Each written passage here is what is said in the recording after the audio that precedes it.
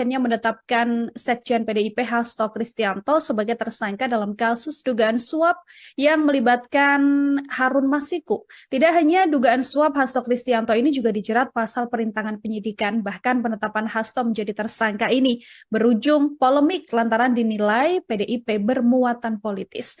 Apalagi kasus yang kemudian menjerat Komisioner KPU dan Harun Masiku ini sudah berlangsung sejak 4 tahun silam, Tribunars. Lalu bagaimana kemudian melihat kasus dari Sekjen PDIP Hasto Kristianto ini? Bang Fikar, ini saya ingin minta Ya, sudut pandang Abang dari sisi hukum pidana begitu ya. Apakah kemudian kasus Hasto Kristianto ini bisa dikatakan erat kaitannya juga dengan politis atau ini murni sudah sesuai prosedur, Bang?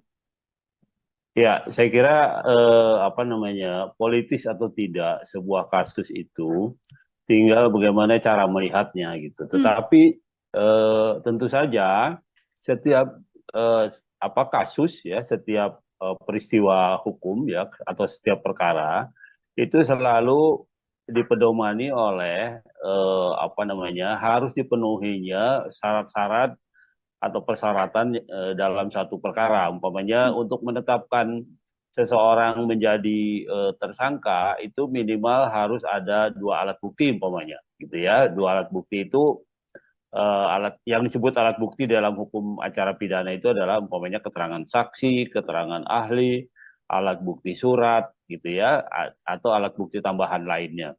Nah, tetapi yang dimaksud dengan alat bukti saksi itu satu saksi itu satu bukti gitu ya. Jadi Hmm. kalau dua saksi ya itu dua alat bukti. Nah, seperti itu ininya hitungannya. Nah, jadi selalu saja di dalam penetapan apa seseorang sebagai tersangka atau terdakwa gitu ya harus ada di backup oleh pembuktian karena itu yang nanti akan dibuktikan di pengadilan gitu. Apakah dia terbukti melakukan perbuatan atau tindakan yang dikualifikasi sebagai kejahatan atau tindak pidana dengan dukungan alat bukti itu. Nah, itu yang akan digelar di pengadilan. Tentu saja sesuai dengan apa prinsip negara hukum, maka terhadap mereka atau warga negara yang disangka atau diduga oleh negara melakukan satu kejahatan atau tindak pidana juga mempunyai hak untuk membela diri, gitu ya. Nah, artinya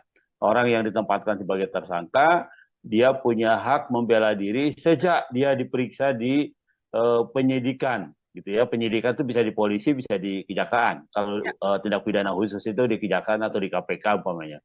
Nah, sejak itu dia punya hak juga untuk membela diri. Salah satu apa namanya hal dalam yang utama dalam membela diri adalah umpamanya didampingi oleh penasihat hukum.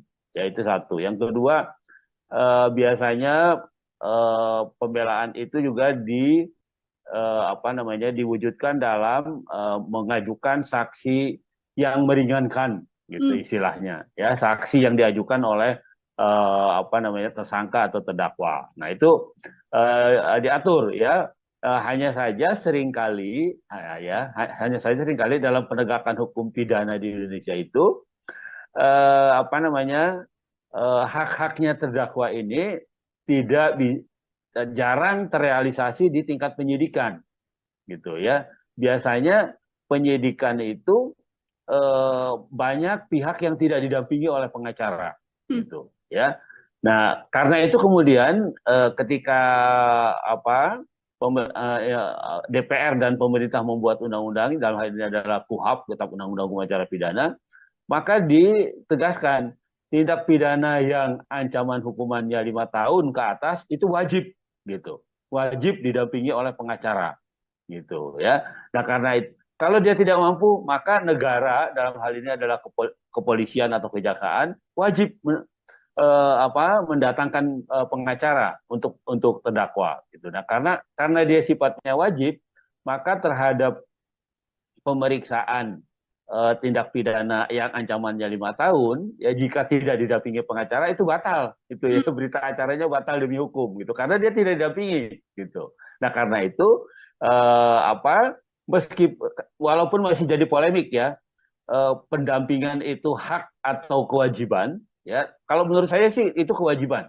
5 tahun itu kewajiban, ya. Jadi tidak perlu ditawarkan lagi, gitu. Ya dia berwenang apa tersangka itu berhak ya untuk mengajukan pendampingnya sebagai penasihat hukum gitu. Kalau dia tidak punya ya harus ditawarkan gitu. Nah, soal apakah dia menerima atau tidak, kalau dia tidak menerima, umpamanya tidak mau didampingi oleh penasihat hukum yang disediakan oleh polisi atau jaksa, maka penasihat hukum yang ditunjuk itu dia harus mendampingi dalam tidak harus duduk di sampingnya gitu. Artinya menyaksikan pemeriksaan itu, nah itu akan membuat pemeriksaan itu menjadi sah gitu. Nah, kalau dibandingkan sama sekali pemeriksaan itu tanpa ada pendampingan sekalipun pemainnya dalam jarak tertentu. Begitu, Mbak.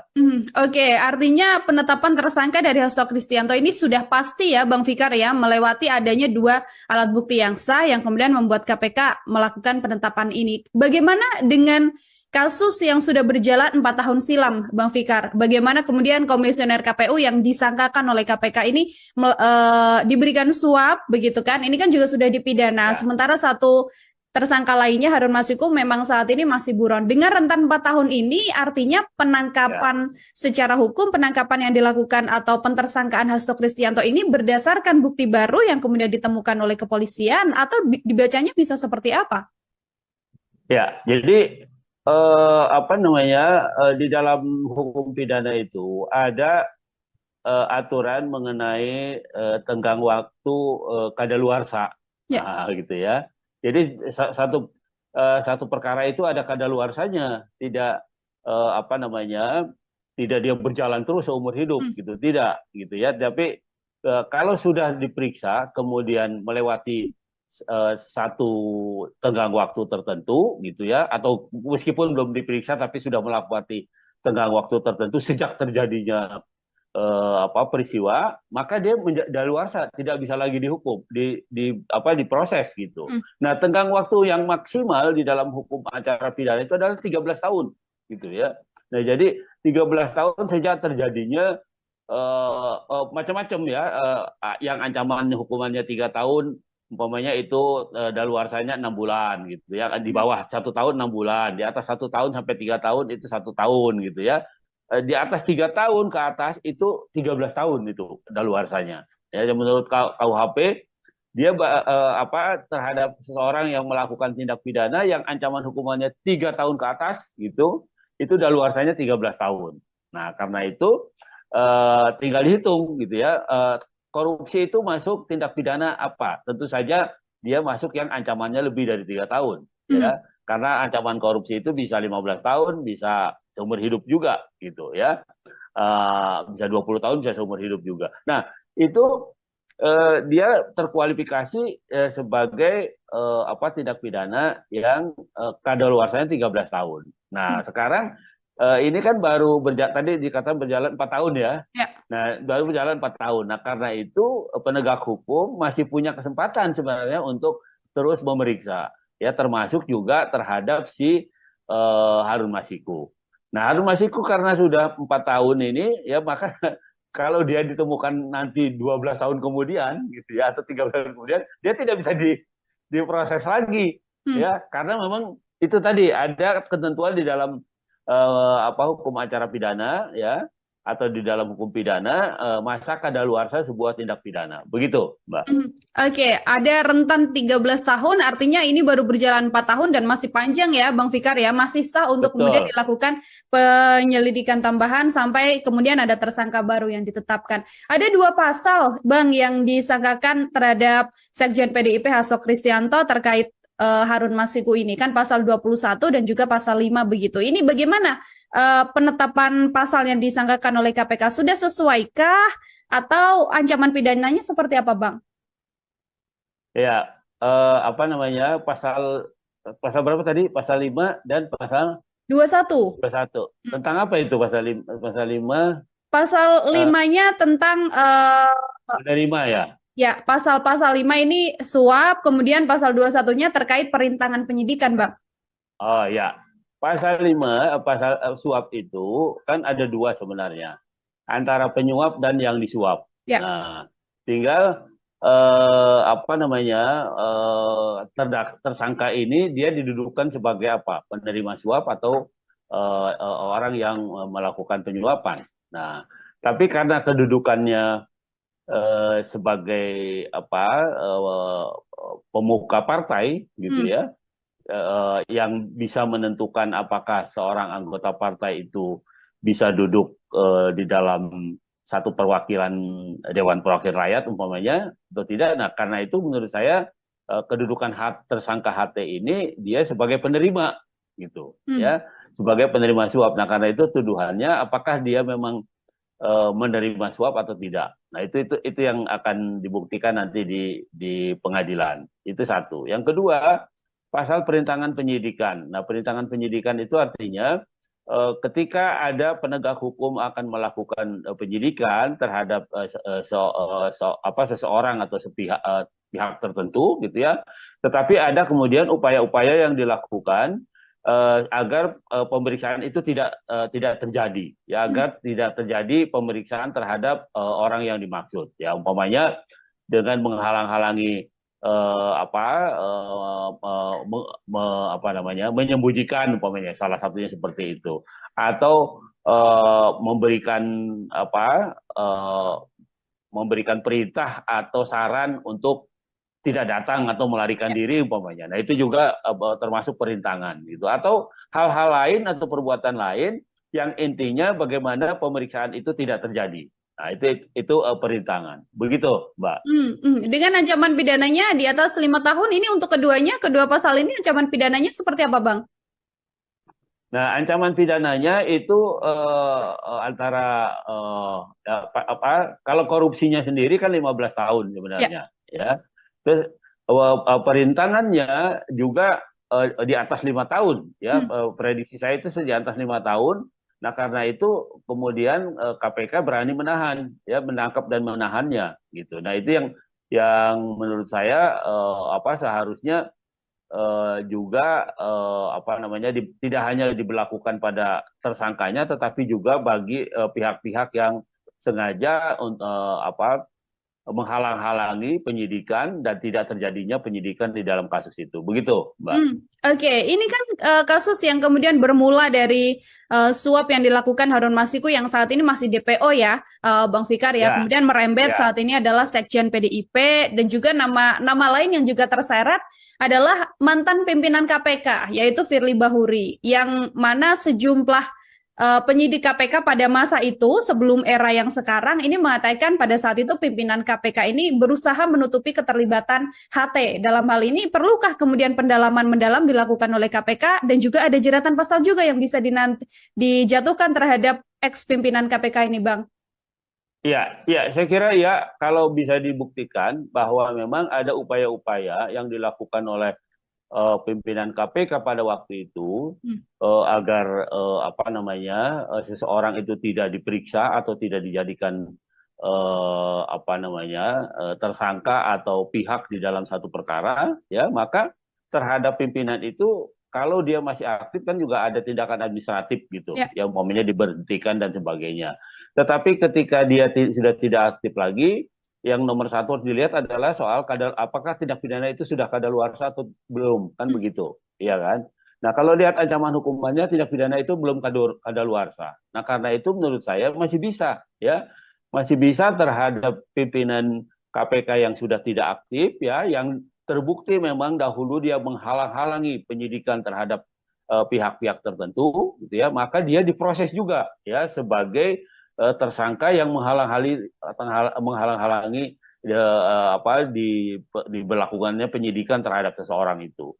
Nah, Hmm. karena itu menurut saya meskipun memang kan mungkin begini, ada di Indonesia itu ada budaya ewuh rikuh gitu ya, wah pakai ewuh Ya. gitu ya, bekas atasan nggak berani gitu dan segala macam ya. Itu masih mewarnai budaya itu masih mewarnai penegakan hukum di Indonesia gitu. Tapi saya kira di dalam penegakan hukum tindak pidana korupsi itu harus tegas gitu ya, harus tegas, disingkirkan dulu budaya itu ya, bahwa kita menghormati yang lebih tua, ya itu masih tetap kita harus hormati, tetapi penegakan hukum itu bukan soal hormat menghormati gitu, tetapi penegakan hukum itu bahwa ada bukti yang bisa membuktikan bahwa seseorang itu ikut atau melakukan tindak pidana gitu. Nah, karena itu sepanjang ada bukti yang kuat, ya, sepanjang ada minimal 2 alat bukti yang menunjukkan bahwa seseorang itu terlibat, maka saya kira ya bisa terus dilakukan gitu terhadap siapapun, termasuk Hmm. terhadap bekas pimpinan lembaga penegak hukum itu sendiri. Mhm. Begitu, Oke, Mbak. termasuk jeratannya adalah perintangan penyidikan tadi, Bang Fikar. Ya, bisa. Ya, artinya di samping dia menghalang ini, tapi nomor satu adalah menghalang-halangi. Toh dia Hmm. juga tidak bisa apa namanya, ketika dia menjabat, dia tidak mau menetapkan orang itu sebagai tersangka, yang kemudian juga sekaligus juga merintangi, gitu ya. Jadi dia bisa double tuh, ya, Hmm. bisa bisa merintangi supaya orang tidak dijadikan tersangka, tapi bisa juga dia ikut membantu, ya, membantu supaya orang tidak apa orang tidak diproses menjadi tersangka korupsi dan sebagainya gitu. Jadi eh, apa apa merintangi sekaligus juga menurut saya ikut melakukan atau membantu terjadinya korupsi. Begitu, Hmm. Mbak. Oke, baik. Dua pertanyaan terakhir dari saya, Bang Fikar. Ini kemudian Ya, menjadi PR besar KPK ya untuk membuktikan semua dalil yang disampaikan, dugaan keterlibatan Sekjen PDIP ini. Bukti-bukti apa yang kemudian harus benar-benar dibuka oleh KPK begitu agar kemudian narasi-narasi bahwa ini politis tidak lagi kemudian dipaparkan oleh pihak PDI Perjuangan, Bang? iya. Kalau terhadap Harun Masiku itu disangkakan sebagai umpamanya penyuapan atau korupsi dalam konteks menyuap pejabat negara gitu ya, maka terhadap orang yang dianggap membantu bahkan ikut membantu bahkan ikut melakukan gitu ya, Hmm. ya harus dalam konteks itu gitu. Apakah dia sebagai penerima, ya, waktu itu dia sebagai pejabat partai dan pejabat anggota DPR umpamanya, atau dia juga ikut apa namanya, ikut membantu dan ikut melakukan memuluskan supaya orang itu masuk umpamanya dengan memberikan sesuatu pada orang lain atau pada Hmm. pihak yang memang waktu itu berkuasa gitu ya. Nah, itu yang bisa dikaitkan tindak pidananya ke sana gitu. Ini kan bukan soal dia mendapatkan uang dari negara berapa banyak, kan bukan itu yang dilakukan, tetapi lebih dia menerima suap atau dia juga ikut membantu melakukan suap gitu ya Hmm. terhadap pejabat yang memang punya kewenangan untuk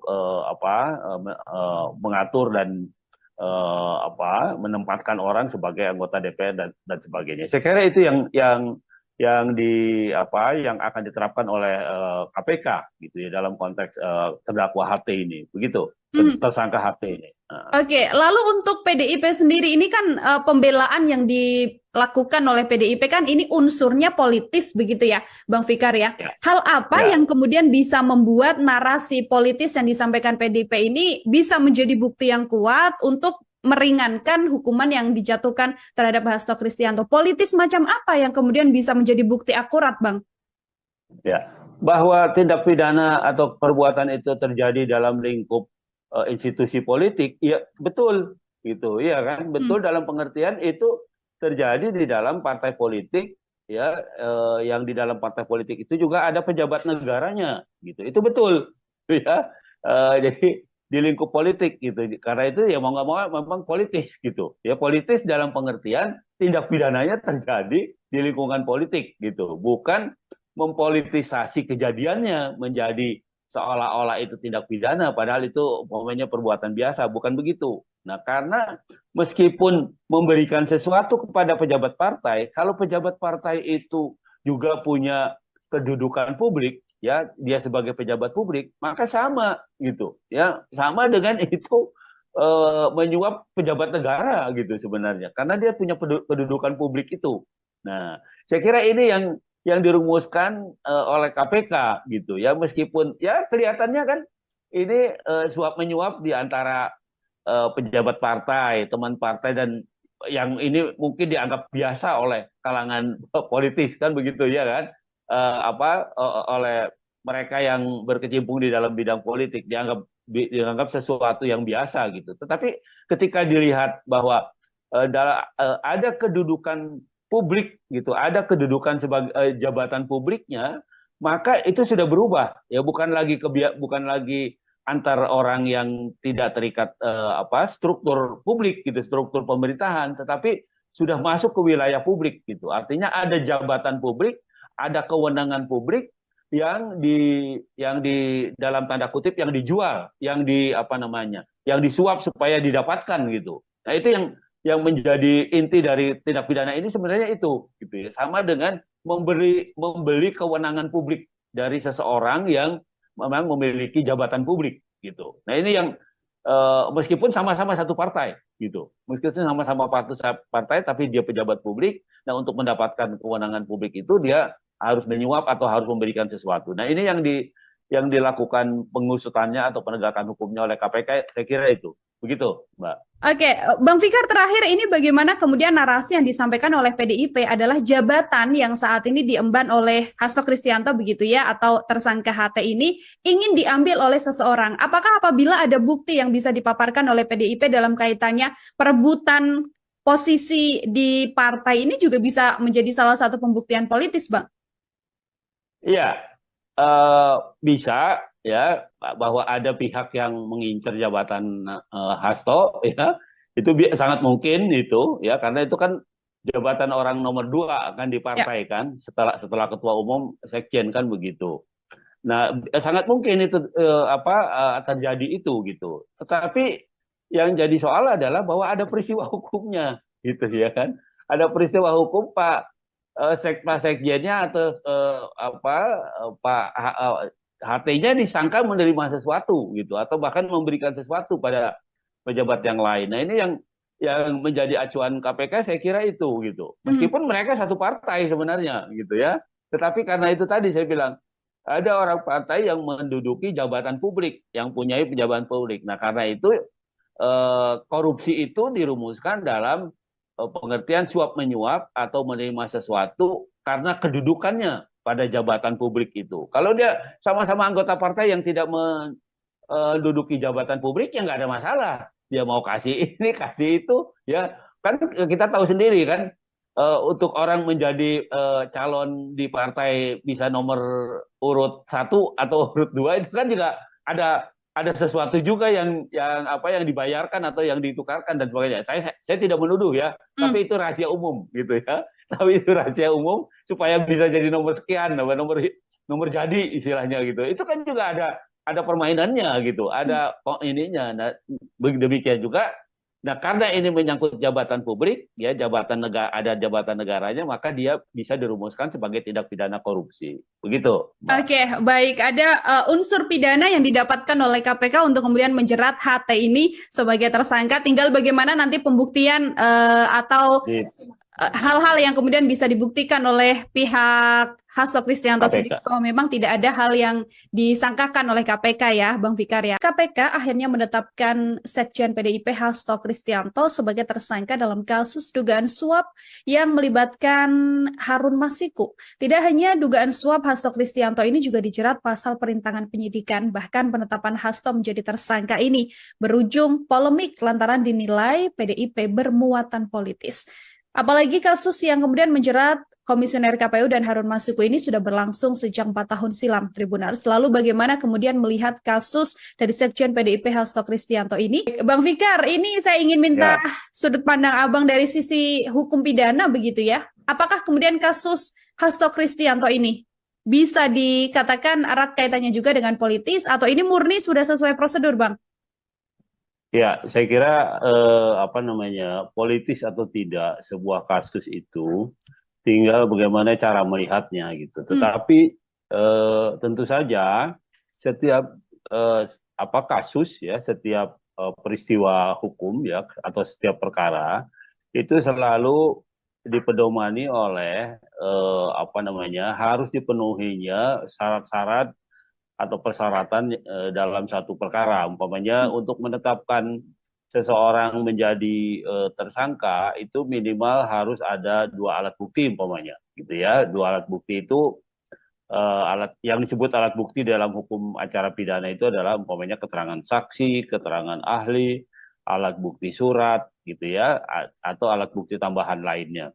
Nah, tetapi yang dimaksud dengan alat bukti saksi itu satu saksi itu satu bukti gitu ya. Jadi Hmm. kalau dua saksi ya itu dua alat bukti. Nah, seperti itu ininya hitungannya. Nah, jadi selalu saja di dalam penetapan seseorang sebagai tersangka atau terdakwa gitu ya, harus ada di backup oleh pembuktian. Karena itu yang nanti akan dibuktikan di pengadilan gitu. Apakah dia terbukti melakukan perbuatan atau tindakan yang dikualifikasi sebagai kejahatan atau tindak pidana dengan dukungan alat bukti itu. Nah, itu yang akan digelar di pengadilan. Tentu saja sesuai dengan prinsip negara hukum, maka terhadap mereka atau warga negara yang disangka atau diduga oleh negara melakukan satu kejahatan atau tindak pidana juga mempunyai hak untuk membela diri, gitu ya. Nah, artinya orang yang ditempatkan sebagai tersangka, dia punya hak membela diri sejak dia diperiksa di penyidikan, gitu ya. Penyidikan itu bisa di polisi, bisa di kejaksaan. Kalau Ya. tindak pidana khusus itu di kejaksaan atau di KPK umpamanya. Nah, sejak itu dia punya hak juga untuk membela diri. Salah satu hal dalam yang utama dalam membela diri adalah umpamanya didampingi oleh penasihat hukum.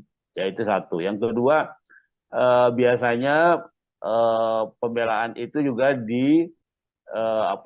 diwujudkan dalam mengajukan saksi yang meringankan gitu Hmm. istilahnya, ya, saksi yang diajukan oleh tersangka atau terdakwa. Nah, itu diatur ya. Hanya saja seringkali dalam penegakan hukum pidana di Indonesia itu eh, apa namanya hak-haknya terdakwa ini tidak jarang terrealisasi di tingkat penyidikan gitu ya.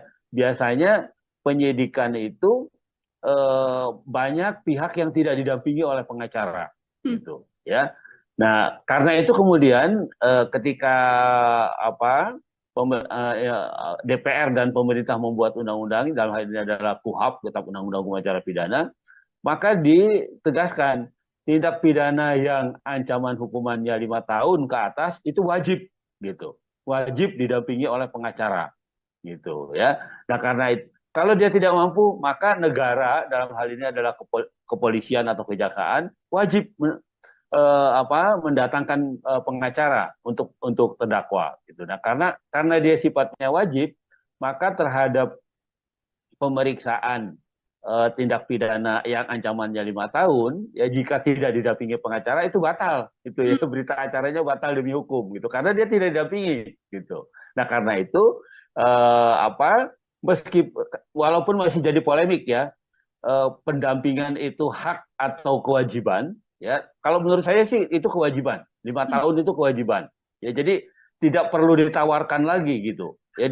Dia berwenang tersangka itu berhak ya untuk mengajukan pendampingnya sebagai penasihat hukum gitu. Kalau dia tidak punya ya harus ditawarkan gitu. Nah, soal apakah dia menerima atau tidak, kalau dia tidak menerima, umpamanya tidak mau didampingi oleh penasihat hukum yang disediakan oleh polisi atau jaksa, maka penasihat hukum yang ditunjuk itu dia harus mendampingi dalam tidak harus duduk di sampingnya gitu. Artinya menyaksikan pemeriksaan itu, nah itu akan membuat pemeriksaan itu menjadi sah gitu. Nah, kalau dibandingkan sama sekali pemeriksaan itu tanpa ada pendampingan sekalipun pemainnya dalam jarak tertentu. Begitu, Mbak.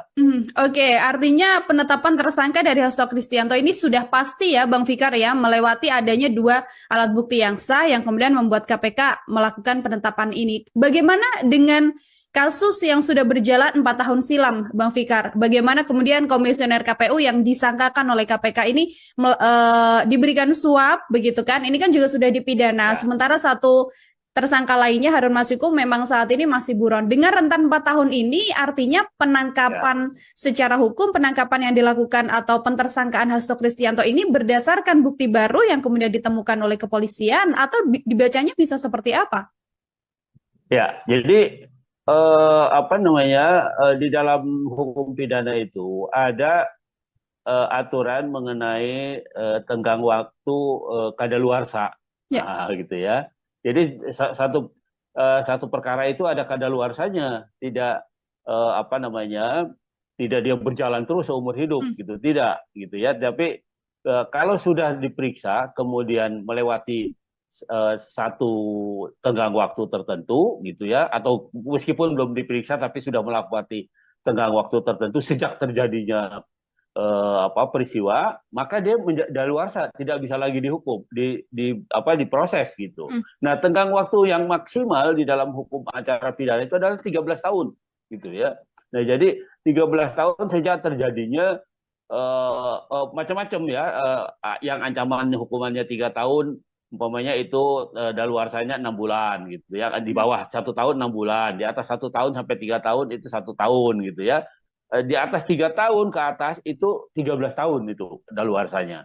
Ya, menurut KUHP dia apa terhadap seseorang yang melakukan tindak pidana yang ancaman hukumannya 3 tahun ke atas gitu, itu daluarsanya 13 tahun. Nah, karena itu tinggal dihitung gitu ya. Korupsi itu masuk tindak pidana apa? Tentu saja dia masuk yang ancamannya lebih dari 3 tahun, ya. Karena ancaman korupsi itu bisa 15 tahun, bisa seumur hidup juga gitu ya. Bisa 20 tahun, bisa seumur hidup juga. Nah, itu dia terkualifikasi sebagai apa tindak pidana yang kadaluarsanya 13 tahun. Nah, sekarang ini kan baru tadi dikatakan berjalan 4 tahun ya. Ya. Nah, baru berjalan 4 tahun. Nah, karena itu penegak hukum masih punya kesempatan sebenarnya untuk terus memeriksa, ya, termasuk juga terhadap si Harun Masiku.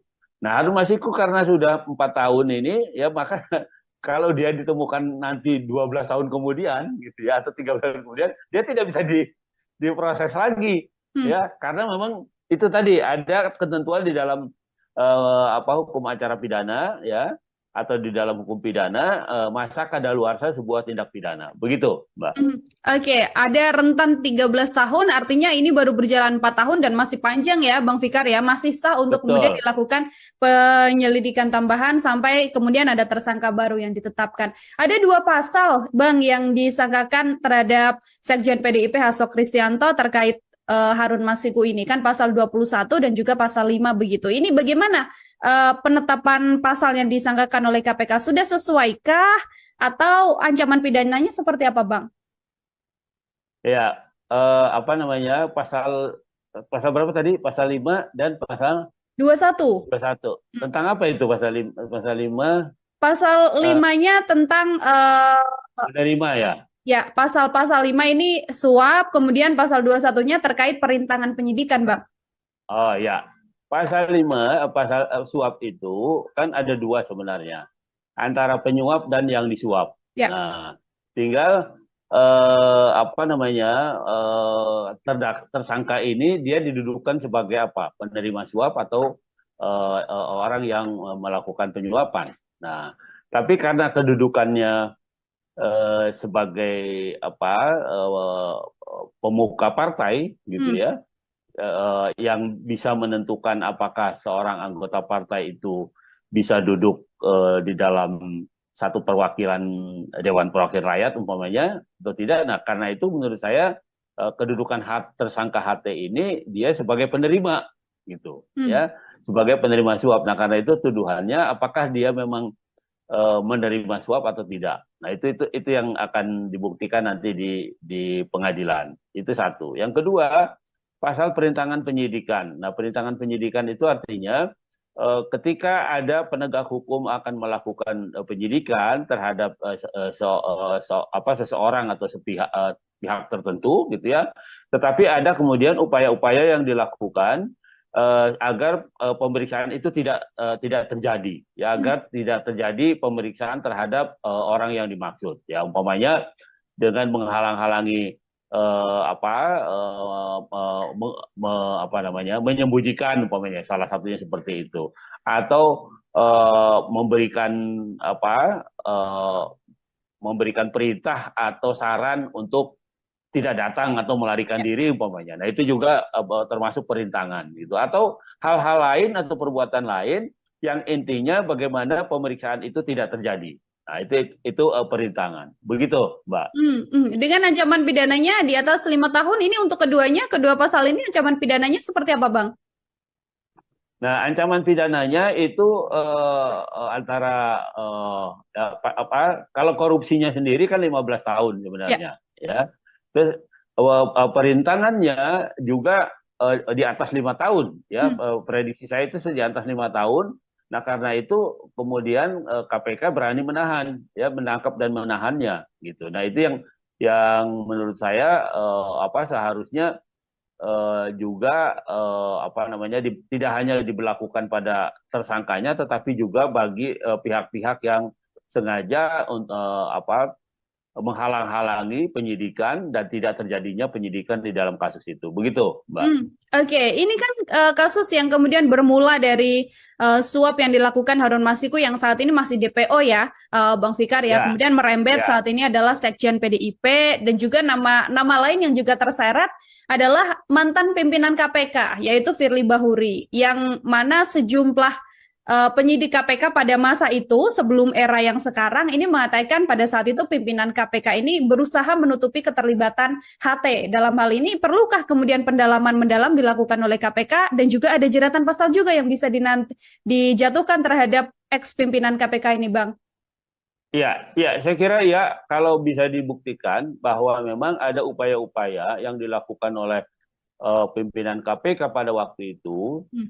agar apa namanya seseorang itu tidak diperiksa atau tidak dijadikan apa namanya tersangka atau pihak di dalam satu perkara, ya, maka terhadap pimpinan itu kalau dia masih aktif kan juga ada tindakan administratif gitu, Ya. yang umpamanya diberhentikan dan sebagainya.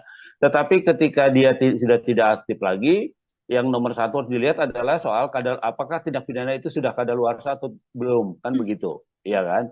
Nah, kalau lihat ancaman hukumannya tindak pidana itu belum kadaluarsa. Nah, karena itu menurut saya masih bisa, ya, masih bisa terhadap pimpinan KPK yang sudah tidak aktif, ya, yang terbukti memang dahulu dia menghalang-halangi penyidikan terhadap pihak-pihak tertentu, gitu ya, maka dia diproses juga, ya, sebagai tersangka yang menghalang-halangi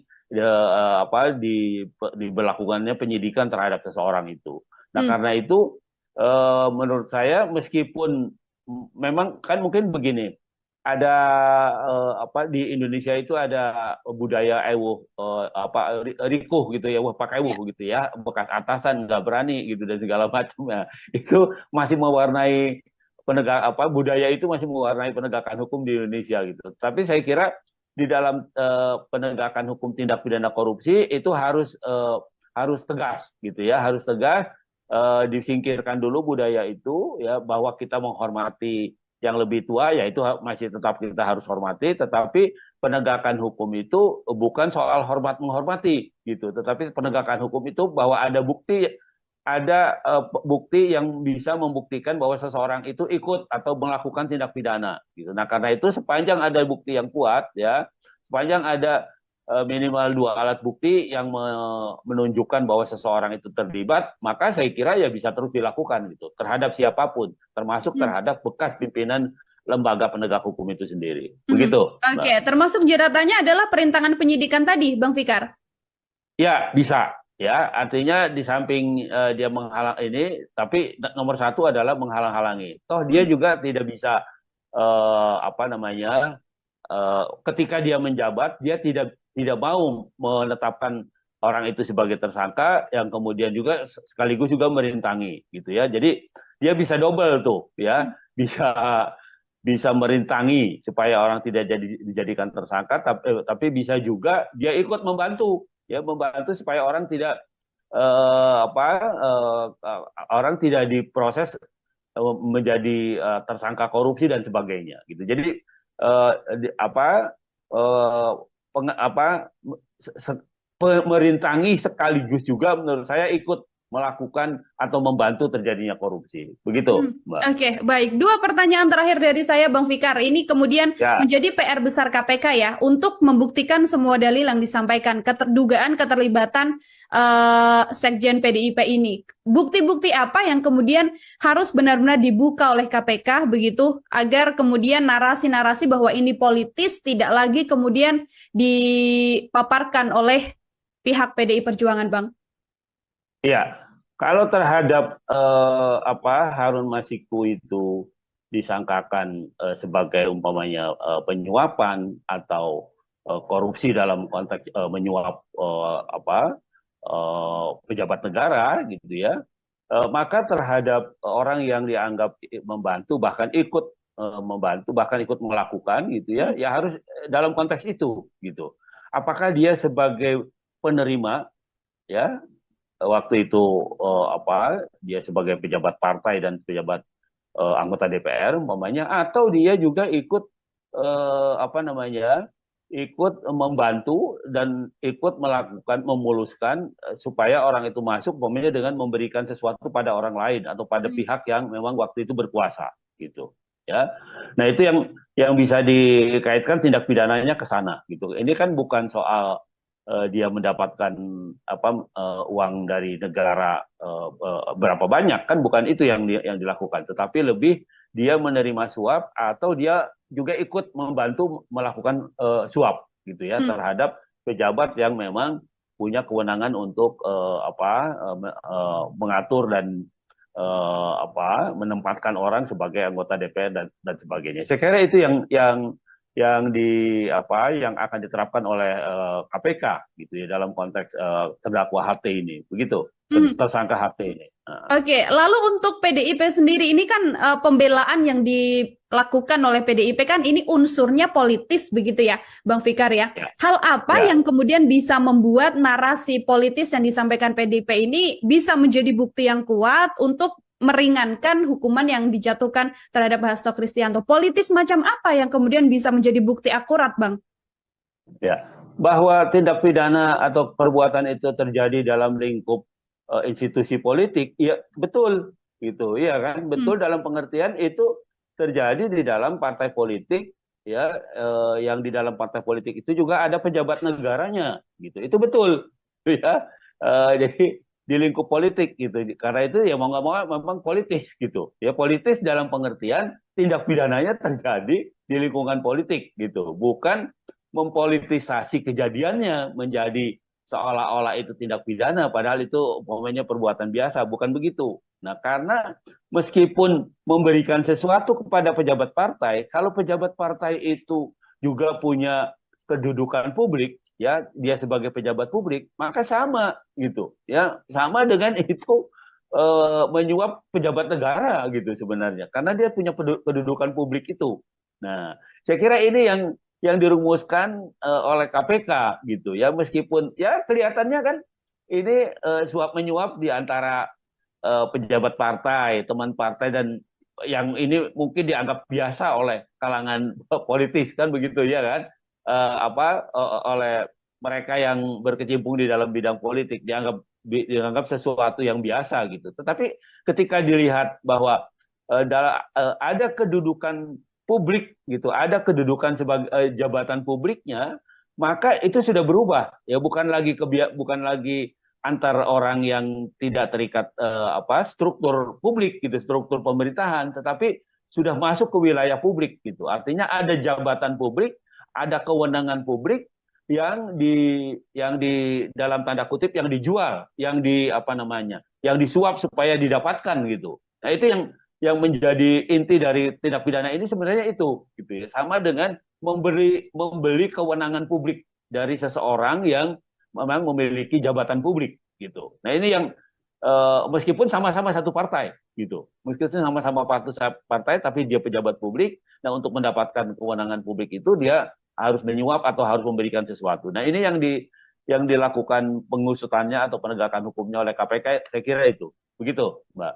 Oke, Bang Fikar terakhir ini bagaimana kemudian narasi yang disampaikan oleh PDIP adalah jabatan yang saat ini diemban oleh Hasto Kristianto begitu ya, atau tersangka HT ini ingin diambil oleh seseorang. Apakah apabila ada bukti yang bisa dipaparkan oleh PDIP dalam kaitannya perebutan posisi di partai ini juga bisa menjadi salah satu pembuktian politis, Bang? Iya, bisa ya, bahwa ada pihak yang mengincar jabatan Hasto ya, itu sangat mungkin itu ya, karena itu kan jabatan orang nomor dua kan di Ya. partai kan, setelah ketua umum sekjen kan begitu. Nah, sangat mungkin itu terjadi itu gitu. Tetapi yang jadi soal adalah bahwa ada peristiwa hukumnya, gitu ya kan? Ada peristiwa hukum Pak Sekjennya atau Pak HT-nya disangka menerima sesuatu gitu, atau bahkan memberikan sesuatu pada pejabat yang lain. Nah ini yang menjadi acuan KPK saya kira itu gitu. Mhm. Meskipun mereka satu partai sebenarnya gitu ya, tetapi karena itu tadi saya bilang ada orang partai yang menduduki jabatan publik, yang punya pejabat publik. Nah karena itu korupsi itu dirumuskan dalam pengertian suap menyuap atau menerima sesuatu karena kedudukannya pada jabatan publik itu. Kalau dia sama-sama anggota partai yang tidak menduduki jabatan publik, ya nggak ada masalah.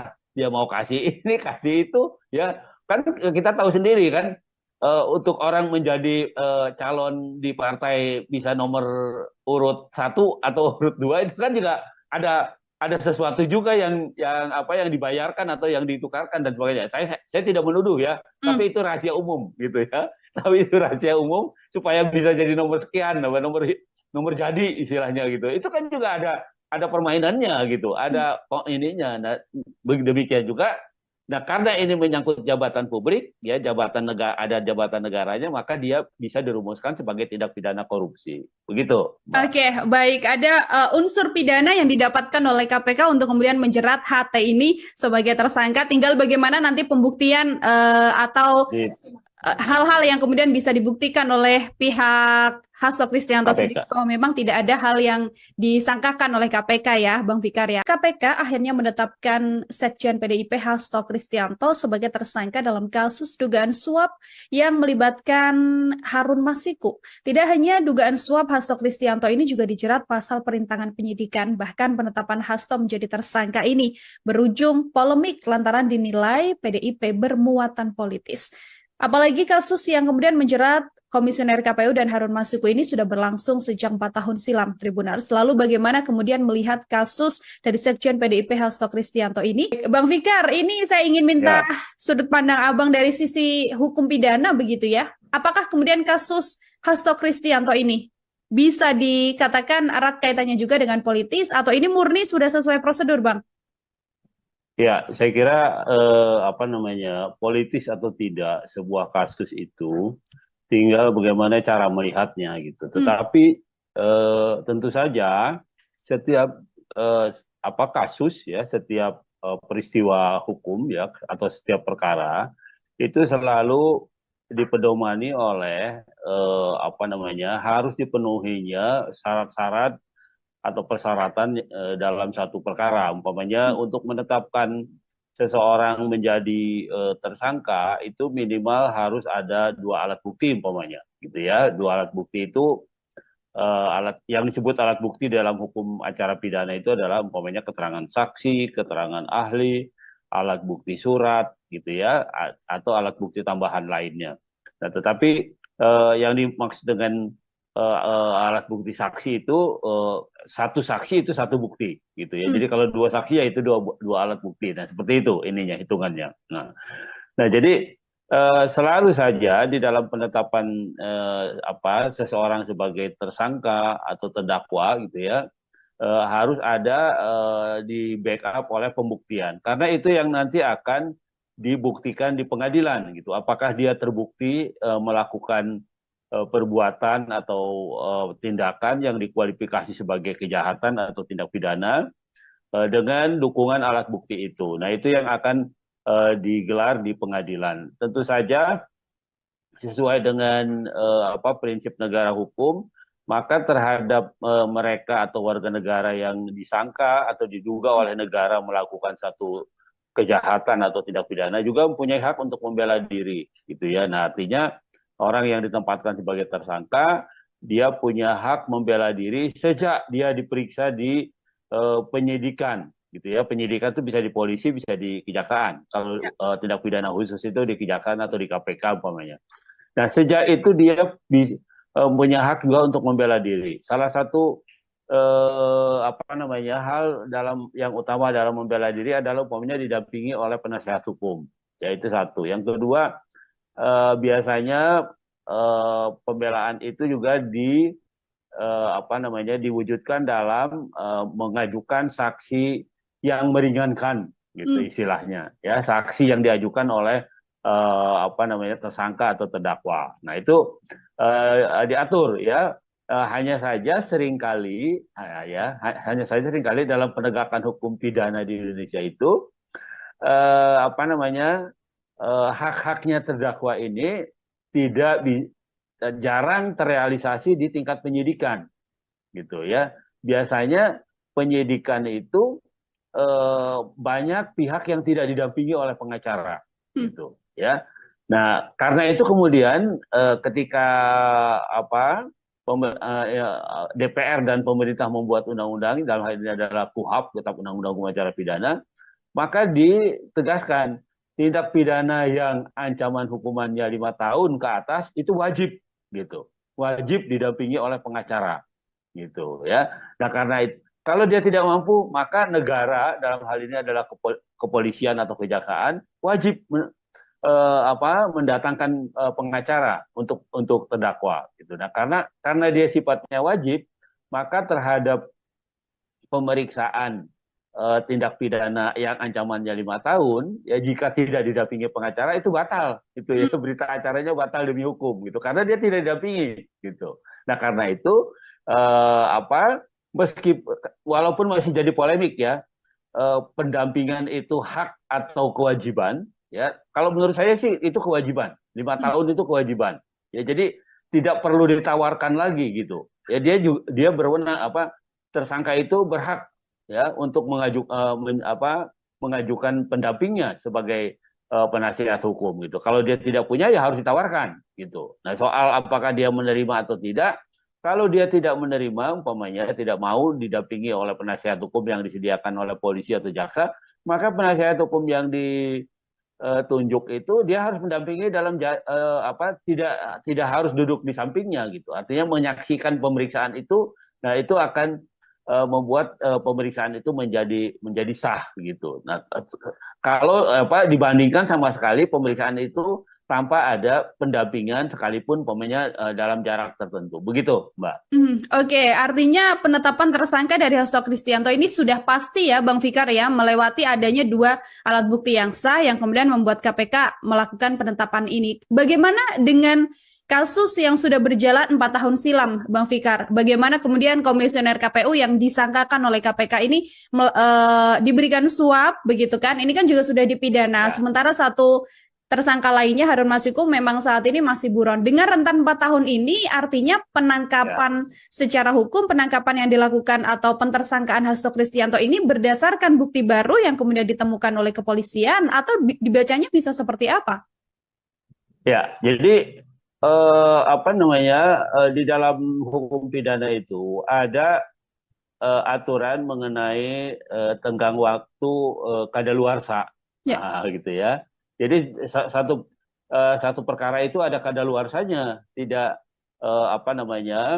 tidak dia berjalan terus seumur hidup gitu, tidak gitu ya. Tapi kalau sudah diperiksa kemudian melewati satu tenggang waktu tertentu gitu ya, atau meskipun belum diperiksa tapi sudah melewati tenggang waktu tertentu sejak terjadinya peristiwa, maka dia daluarsa, tidak bisa lagi dihukum, diproses gitu.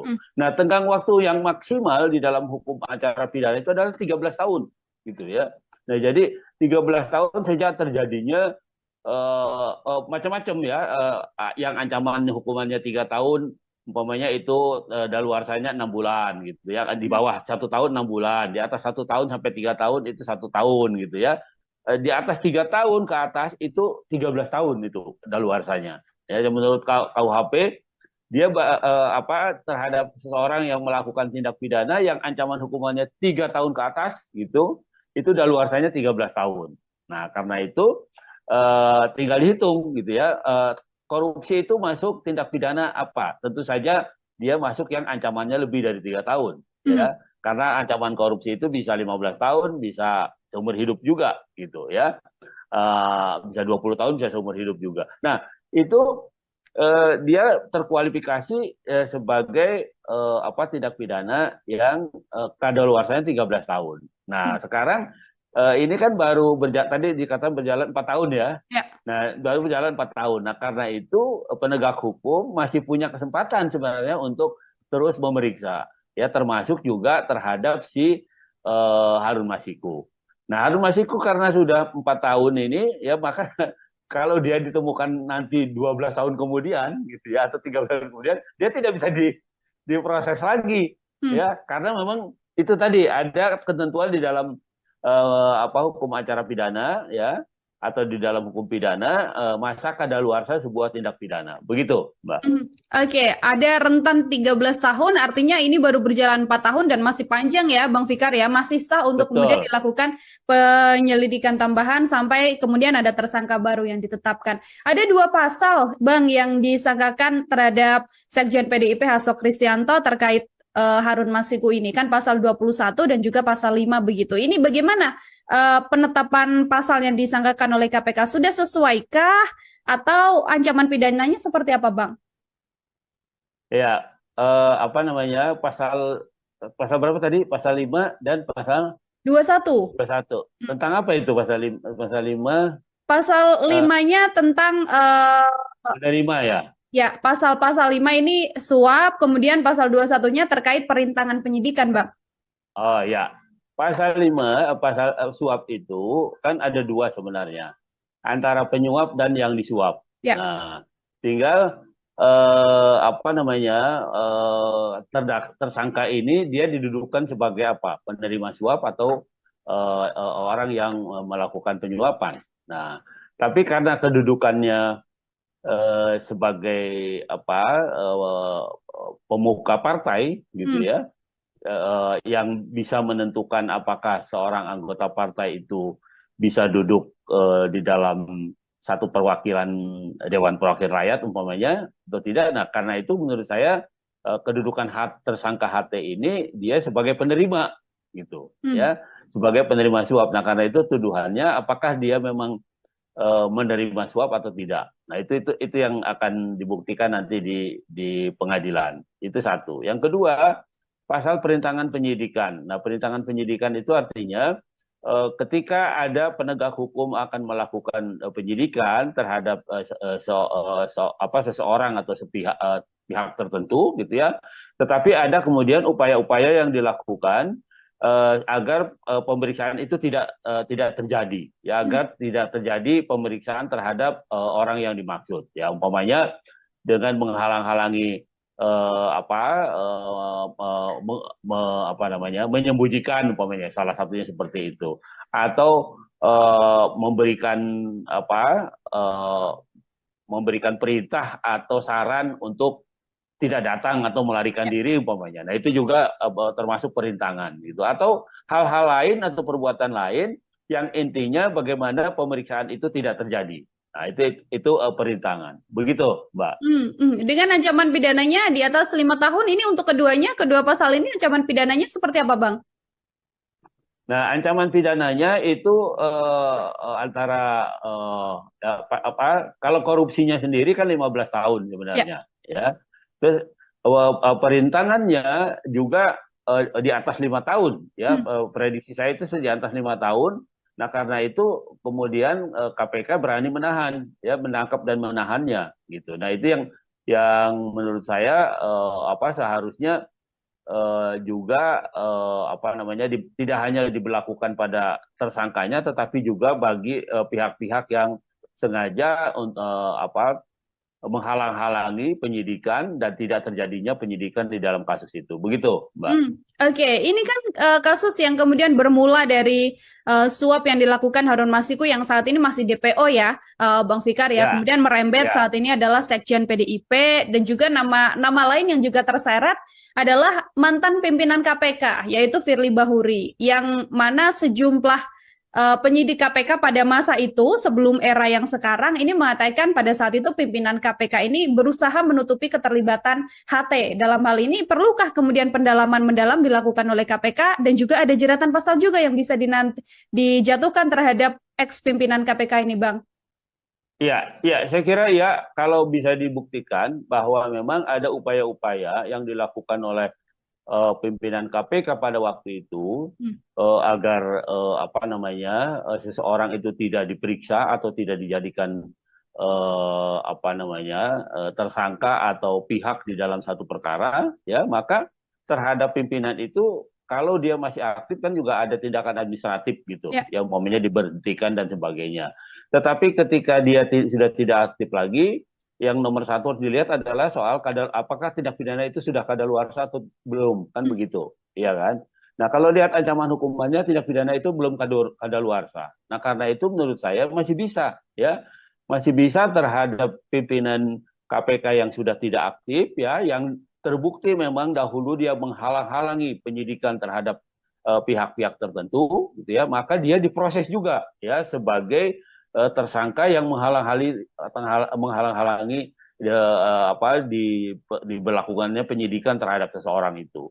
Nah, Hmm. karena itu menurut saya meskipun memang kan mungkin begini, ada apa di Indonesia itu ada budaya ewuh apa rikuh gitu ya, wah pakai ewuh Ya. gitu ya, bekas atasan nggak berani gitu dan segala macam ya. Itu masih mewarnai penegak apa budaya itu masih mewarnai penegakan hukum di Indonesia gitu. Tapi saya kira di dalam penegakan hukum tindak pidana korupsi itu harus tegas gitu ya, harus tegas, disingkirkan dulu budaya itu ya, bahwa kita menghormati yang lebih tua ya itu masih tetap kita harus hormati, tetapi penegakan hukum itu bukan soal hormat menghormati gitu, tetapi penegakan hukum itu bahwa ada bukti yang bisa membuktikan bahwa seseorang itu ikut atau melakukan tindak pidana gitu. Nah, karena itu sepanjang ada bukti yang kuat ya, sepanjang ada minimal dua alat bukti yang menunjukkan bahwa seseorang itu terlibat, maka saya kira ya bisa terus dilakukan gitu terhadap siapapun, termasuk Hmm. terhadap bekas pimpinan lembaga penegak hukum itu sendiri. Mhm. Begitu, Oke, Mbak. termasuk jeratannya adalah perintangan penyidikan tadi, Bang Fikar.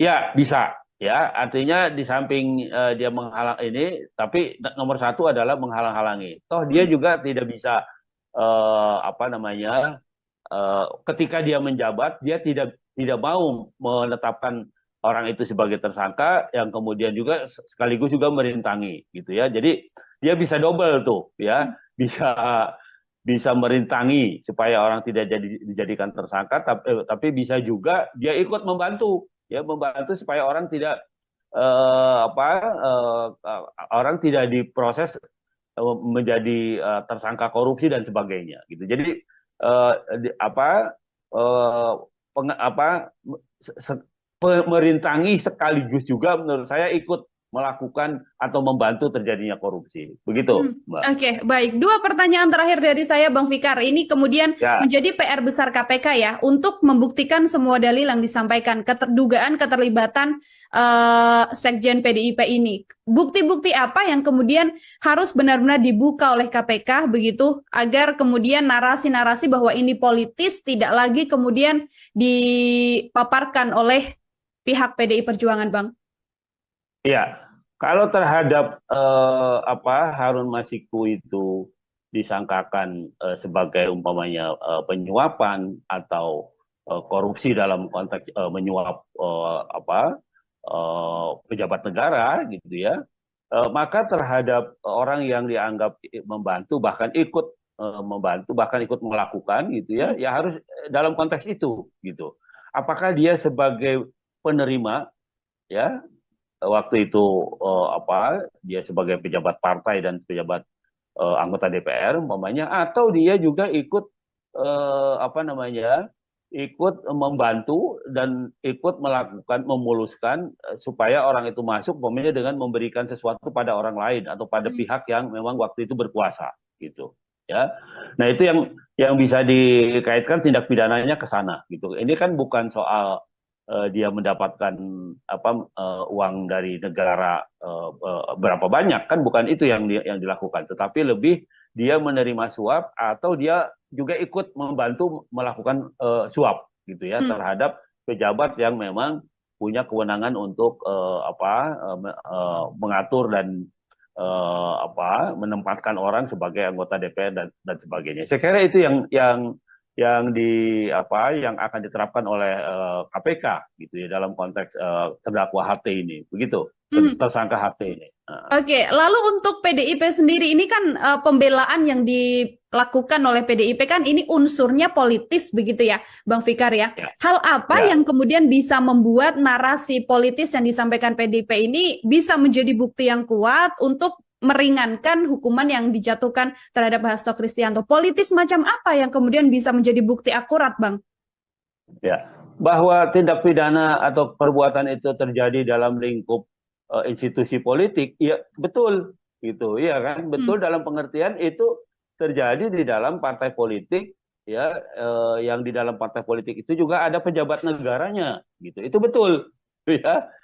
Jadi di lingkup politik gitu, karena itu ya mau nggak mau memang politis gitu, ya politis dalam pengertian tindak pidananya terjadi di lingkungan politik gitu, bukan mempolitisasi kejadiannya menjadi seolah-olah itu tindak pidana, padahal itu umpamanya perbuatan biasa, bukan begitu. Nah, karena meskipun memberikan sesuatu kepada pejabat partai, kalau pejabat partai itu juga punya kedudukan publik, ya, dia sebagai pejabat publik, maka sama gitu, ya, sama dengan itu menyuap pejabat negara gitu sebenarnya, karena dia punya kedudukan publik itu.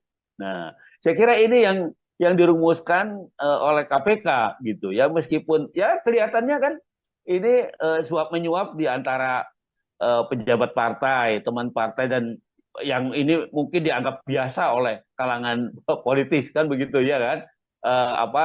Oleh mereka yang berkecimpung di dalam bidang politik dianggap sesuatu yang biasa gitu. Tetapi ketika dilihat bahwa ada kedudukan publik gitu, ada kedudukan sebagai jabatan publiknya, maka itu sudah berubah ya, bukan lagi antar orang yang tidak terikat struktur publik gitu, struktur pemerintahan, tetapi sudah masuk ke wilayah publik gitu. Artinya ada jabatan publik, ada kewenangan publik yang di dalam tanda kutip yang dijual, yang disuap supaya didapatkan gitu. Nah, itu yang menjadi inti dari tindak pidana ini sebenarnya itu gitu ya. Sama dengan membeli kewenangan publik dari seseorang yang memang memiliki jabatan publik gitu. Nah, ini yang meskipun sama-sama satu partai gitu. Meskipun sama-sama partai tapi dia pejabat publik. Nah, untuk mendapatkan kewenangan publik itu dia harus menyuap atau harus memberikan sesuatu. Nah, ini yang dilakukan pengusutannya atau penegakan hukumnya oleh KPK, saya kira itu. Begitu, Mbak. Oke, Bang Fikar terakhir ini bagaimana kemudian narasi yang disampaikan oleh PDIP adalah jabatan yang saat ini diemban oleh Hasto Kristianto begitu ya, atau tersangka HT ini ingin diambil oleh seseorang. Apakah apabila ada bukti yang bisa dipaparkan oleh PDIP dalam kaitannya perebutan posisi di partai ini juga bisa menjadi salah satu pembuktian politis, Bang? Iya, bisa ya, bahwa ada pihak yang mengincar jabatan Hasto ya, itu sangat mungkin itu ya, karena itu kan jabatan orang nomor dua kan di Ya. partai kan, setelah ketua umum sekjen kan begitu. Nah, sangat mungkin itu terjadi itu gitu. Tetapi yang jadi soal adalah bahwa ada peristiwa hukumnya gitu ya kan. Ada peristiwa hukum Pak Sekjennya atau Pak HT-nya disangka menerima sesuatu gitu, atau bahkan memberikan sesuatu pada pejabat yang lain. Nah, ini yang menjadi acuan KPK, saya kira itu gitu. Hmm. Meskipun mereka satu partai sebenarnya gitu ya. Tetapi karena itu tadi saya bilang ada orang partai yang menduduki jabatan publik, yang punya jabatan publik. Nah, karena itu korupsi itu dirumuskan dalam pengertian suap menyuap atau menerima sesuatu karena kedudukannya pada jabatan publik itu. Kalau dia sama-sama anggota partai yang tidak menduduki jabatan publik, ya nggak ada masalah. Dia mau kasih ini, kasih itu, ya kan kita tahu sendiri kan, untuk orang menjadi calon di partai bisa nomor urut 1 atau urut 2 itu kan juga ada sesuatu juga yang dibayarkan atau yang ditukarkan dan sebagainya.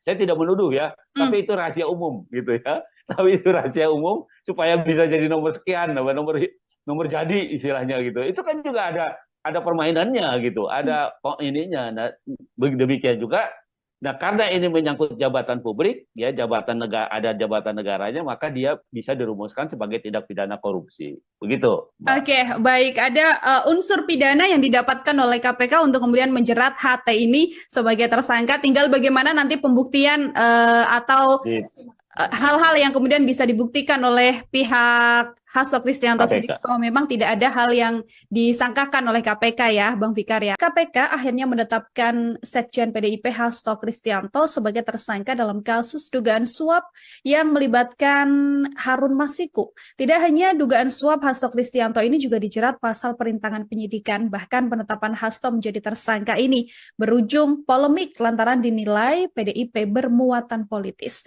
Apalagi kasus yang kemudian menjerat Komisioner KPU dan Harun Masiku ini sudah berlangsung sejak 4 tahun silam, Tribuners. Lalu bagaimana kemudian melihat kasus dari Sekjen PDIP Hasto Kristianto ini? Bang Fikar, ini saya ingin minta Ya, sudut pandang Abang dari sisi hukum pidana begitu ya. Apakah kemudian kasus Hasto Kristianto ini bisa dikatakan erat kaitannya juga dengan politis atau ini murni sudah sesuai prosedur, Bang? ya, saya kira apa namanya politis atau tidak sebuah kasus itu tinggal bagaimana cara melihatnya gitu. Hmm. Tetapi tentu saja setiap eh, apa kasus ya, setiap peristiwa hukum ya atau setiap perkara itu selalu dipedomani oleh apa namanya harus dipenuhinya syarat-syarat atau persyaratan dalam satu perkara. Umpamanya untuk menetapkan seseorang menjadi tersangka itu minimal harus ada dua alat bukti umpamanya gitu ya. Dua alat bukti itu alat yang disebut alat bukti dalam hukum acara pidana itu adalah umpamanya keterangan saksi, keterangan ahli, alat bukti surat gitu ya atau alat bukti tambahan lainnya. Nah, tetapi yang dimaksud dengan alat bukti saksi itu satu saksi itu satu bukti gitu ya. Hmm. Jadi kalau dua saksi ya itu dua alat bukti. Nah, seperti itu ininya hitungannya. Nah, jadi selalu saja di dalam penetapan apa seseorang sebagai tersangka atau terdakwa gitu ya harus ada di backup oleh pembuktian karena itu yang nanti akan dibuktikan di pengadilan gitu. Apakah dia terbukti melakukan perbuatan atau tindakan yang dikualifikasi sebagai kejahatan atau tindak pidana dengan dukungan alat bukti itu. Nah, itu yang akan digelar di pengadilan. Tentu saja sesuai dengan apa prinsip negara hukum, maka terhadap mereka atau warga negara yang disangka atau diduga oleh negara melakukan satu kejahatan atau tindak pidana juga mempunyai hak untuk membela diri, gitu ya. Nah, artinya orang yang ditempatkan sebagai tersangka, dia punya hak membela diri sejak dia diperiksa di penyidikan, gitu ya. Penyidikan itu bisa di polisi, bisa di kejaksaan. Kalau tindak pidana khusus itu di kejaksaan atau di KPK umpamanya. Nah, sejak itu dia punya hak juga untuk membela diri. Salah satu apa namanya hal dalam yang utama dalam membela diri adalah umpamanya didampingi oleh penasihat hukum.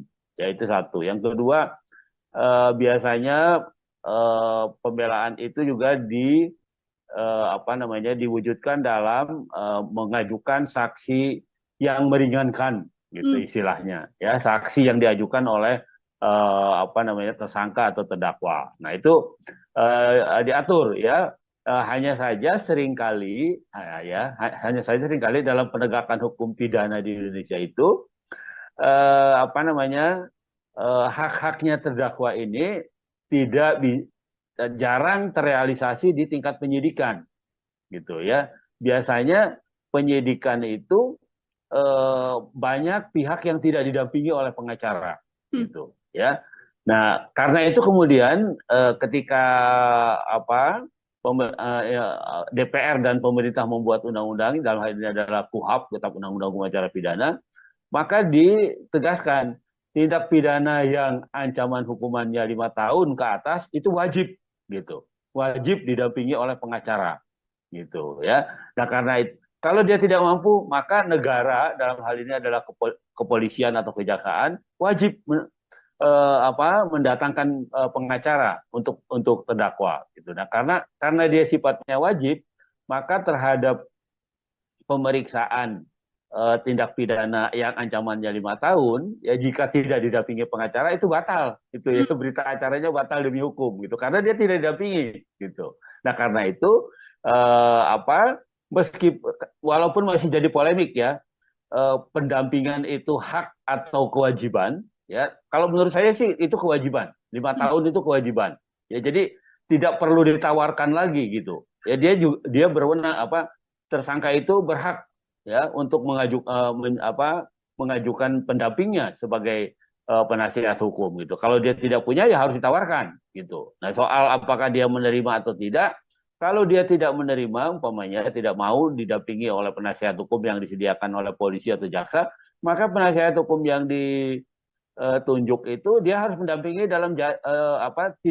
tidak harus duduk di sampingnya gitu. Artinya menyaksikan pemeriksaan itu, nah itu akan membuat pemeriksaan itu menjadi sah gitu. Nah, kalau dibandingkan sama sekali pemeriksaan itu tanpa ada pendampingan sekalipun pemainnya dalam jarak tertentu. Begitu, Mbak.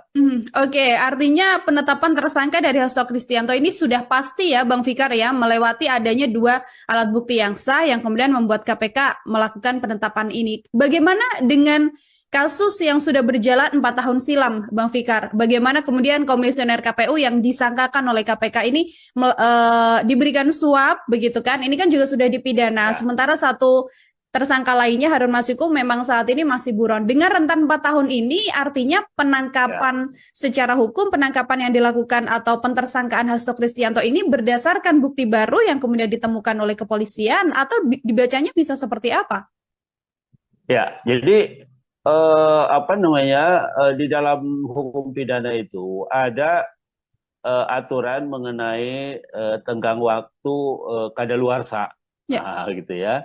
Jadi satu perkara itu ada kadaluarsanya, tidak apa namanya, tidak dia berjalan terus seumur hidup Hmm. gitu, tidak gitu ya. Tapi kalau sudah diperiksa kemudian melewati satu tenggang waktu tertentu gitu ya, atau meskipun belum diperiksa tapi sudah melewati tenggang waktu tertentu sejak terjadinya peristiwa, maka dia daluarsa, tidak bisa lagi dihukum, diproses gitu. Hmm. Nah, tenggang waktu yang maksimal di dalam hukum acara pidana itu adalah 13 tahun gitu ya.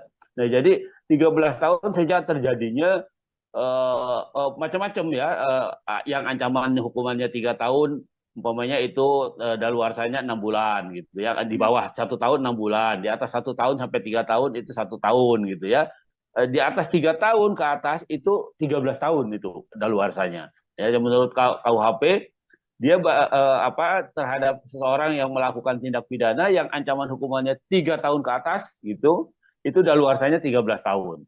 Nah, karena itu tinggal dihitung gitu ya. Korupsi itu masuk tindak pidana apa? Tentu saja dia masuk yang ancamannya lebih dari 3 tahun, Hmm. ya. Karena ancaman korupsi itu bisa 15 tahun, bisa seumur hidup juga, gitu ya. Bisa 20 tahun, bisa seumur hidup juga. Nah, itu dia terkualifikasi sebagai tindak pidana yang kadaluarsanya 13 tahun. Nah, sekarang ini kan baru tadi dikatakan berjalan 4 tahun ya. Ya. Nah, baru berjalan 4 tahun. Nah, karena itu penegak hukum masih punya kesempatan sebenarnya untuk terus memeriksa, ya termasuk juga terhadap si Harun Masiku. Nah, Harun Masiku karena sudah 4 tahun ini, ya maka kalau dia ditemukan nanti 12 tahun kemudian, gitu ya, atau 13 tahun kemudian, dia tidak bisa diproses lagi, Hmm. ya, karena memang itu tadi ada ketentuan di dalam hukum acara pidana, ya, atau di dalam hukum pidana masa kadaluarsa sebuah tindak pidana. Begitu, Mbak. Oke, ada rentan 13 tahun, artinya ini baru berjalan 4 tahun dan masih panjang ya, Bang Fikar ya, masih sah untuk kemudian Betul. dilakukan penyelidikan tambahan sampai kemudian ada tersangka baru yang ditetapkan. Ada dua pasal, Bang, yang disangkakan terhadap Sekjen PDIP Hasto Kristianto terkait Harun Masiku ini, kan pasal 21 dan juga pasal 5 begitu. Ini bagaimana penetapan pasal yang disangkakan oleh KPK? Sudah sesuaikah atau ancaman pidananya seperti apa, Bang? Ya, pasal pasal berapa tadi? Pasal 5 dan pasal 21. 21. Tentang apa itu pasal 5? Pasal 5 Pasal eh, limanya tentang Menerima ya. Ya, pasal-pasal 5 ini suap, kemudian pasal 21-nya terkait perintangan penyidikan, Bang.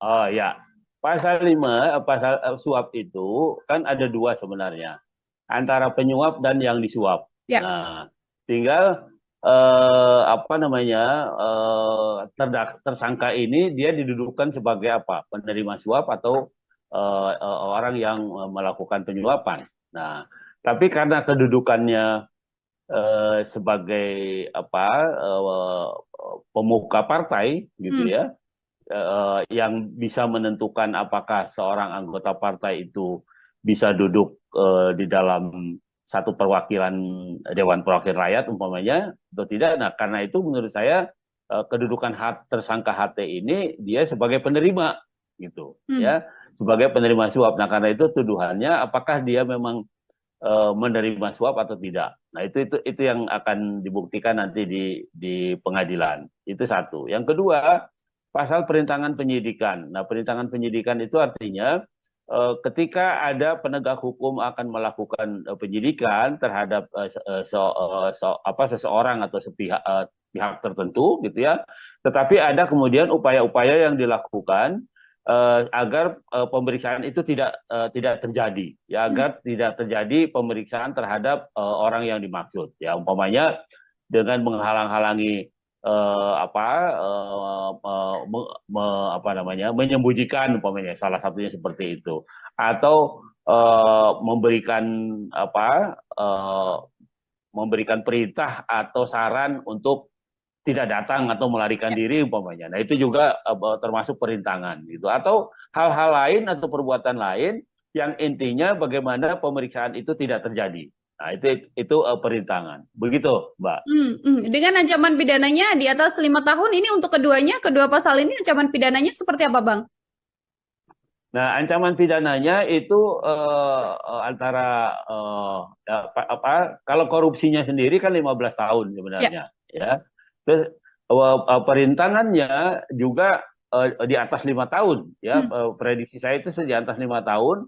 Nah, karena itu kemudian KPK berani menahan, ya, menangkap dan menahannya, gitu. Nah, itu yang menurut saya seharusnya juga apa namanya tidak hanya diberlakukan pada tersangkanya tetapi juga bagi pihak-pihak yang sengaja apa menghalang-halangi penyidikan dan tidak terjadinya penyidikan di dalam kasus itu. Begitu, Mbak.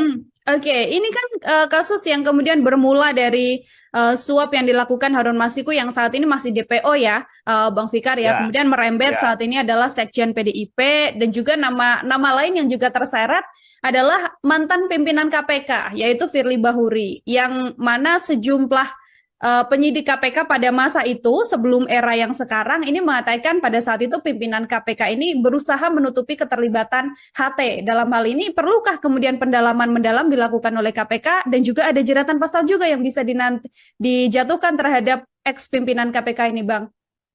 Ya, ya, saya kira ya kalau bisa dibuktikan bahwa memang ada upaya-upaya yang dilakukan oleh pimpinan KPK pada waktu itu Hmm.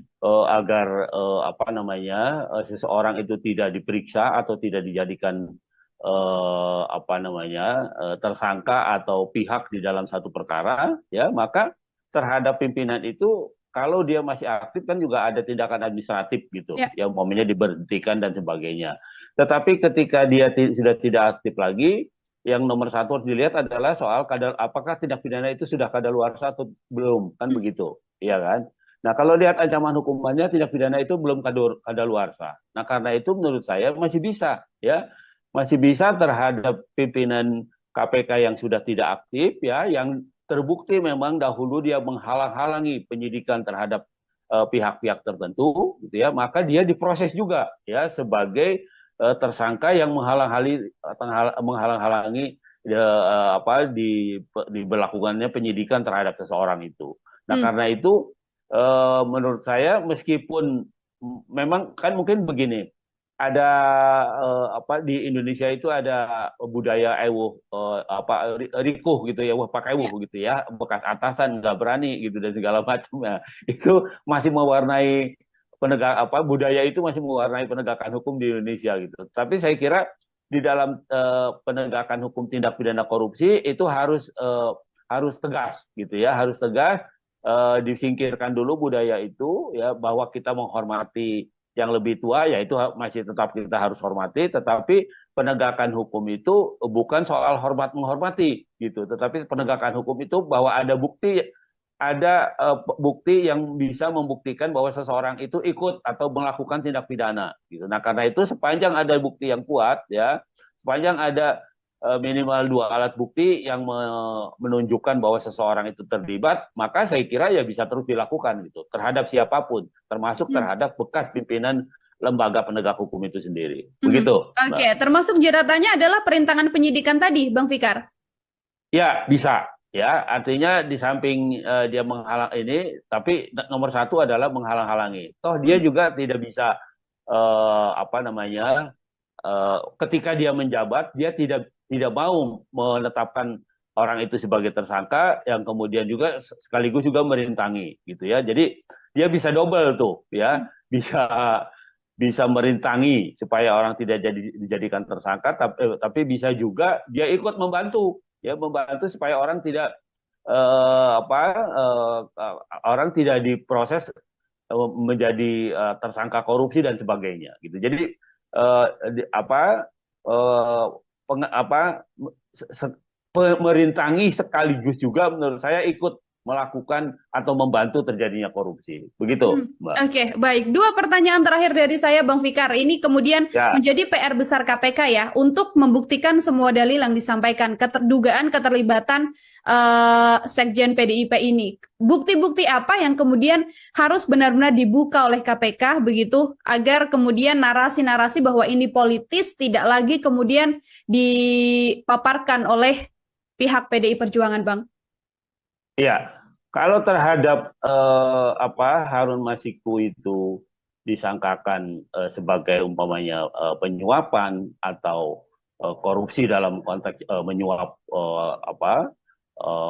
pejabat negara gitu ya, maka terhadap orang yang dianggap membantu bahkan ikut membantu bahkan ikut melakukan gitu ya, Hmm. ya harus dalam konteks itu gitu.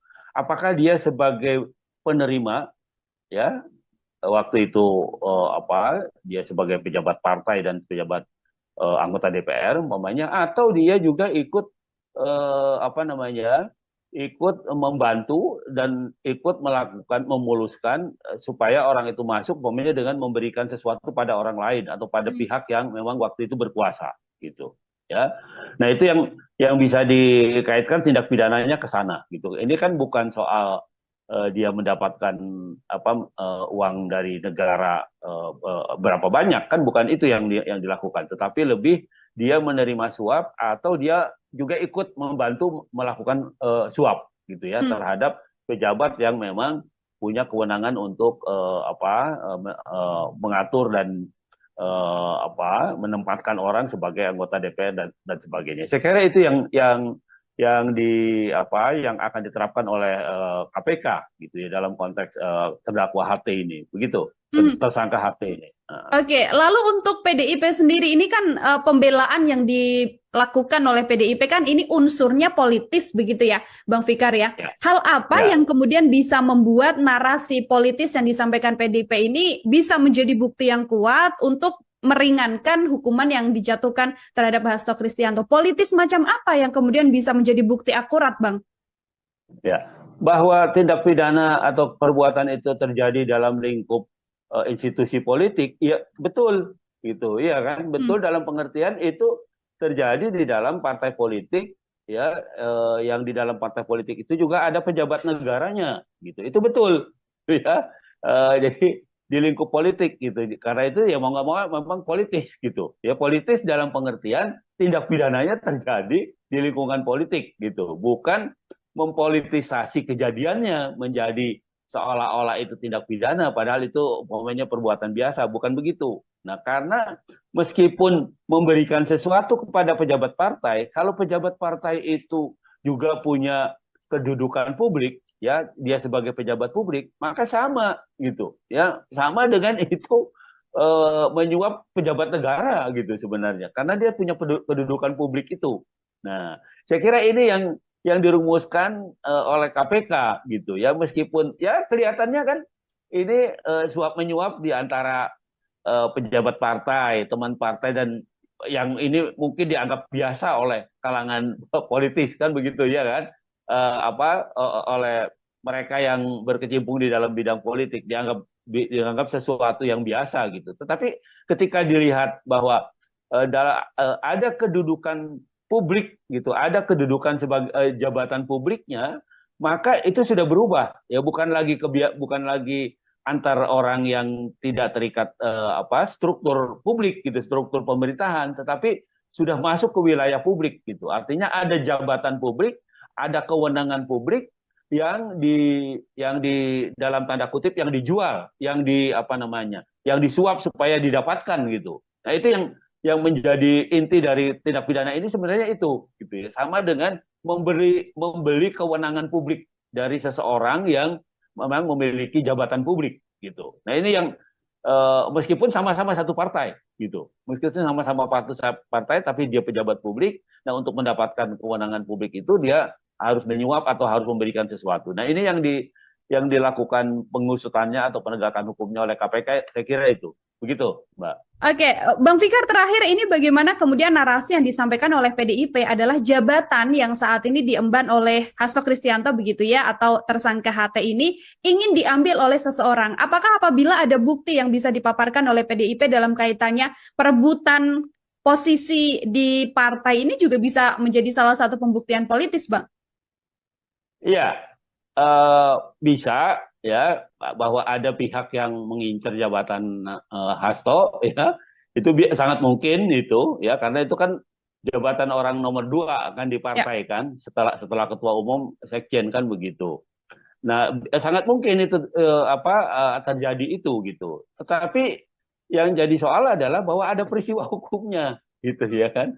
Ada peristiwa hukum Pak Sekjennya atau Pak HT-nya disangka menerima sesuatu gitu, atau bahkan memberikan sesuatu pada pejabat yang lain. Nah, ini yang menjadi acuan KPK, saya kira itu gitu. Hmm. Meskipun mereka satu partai sebenarnya gitu ya.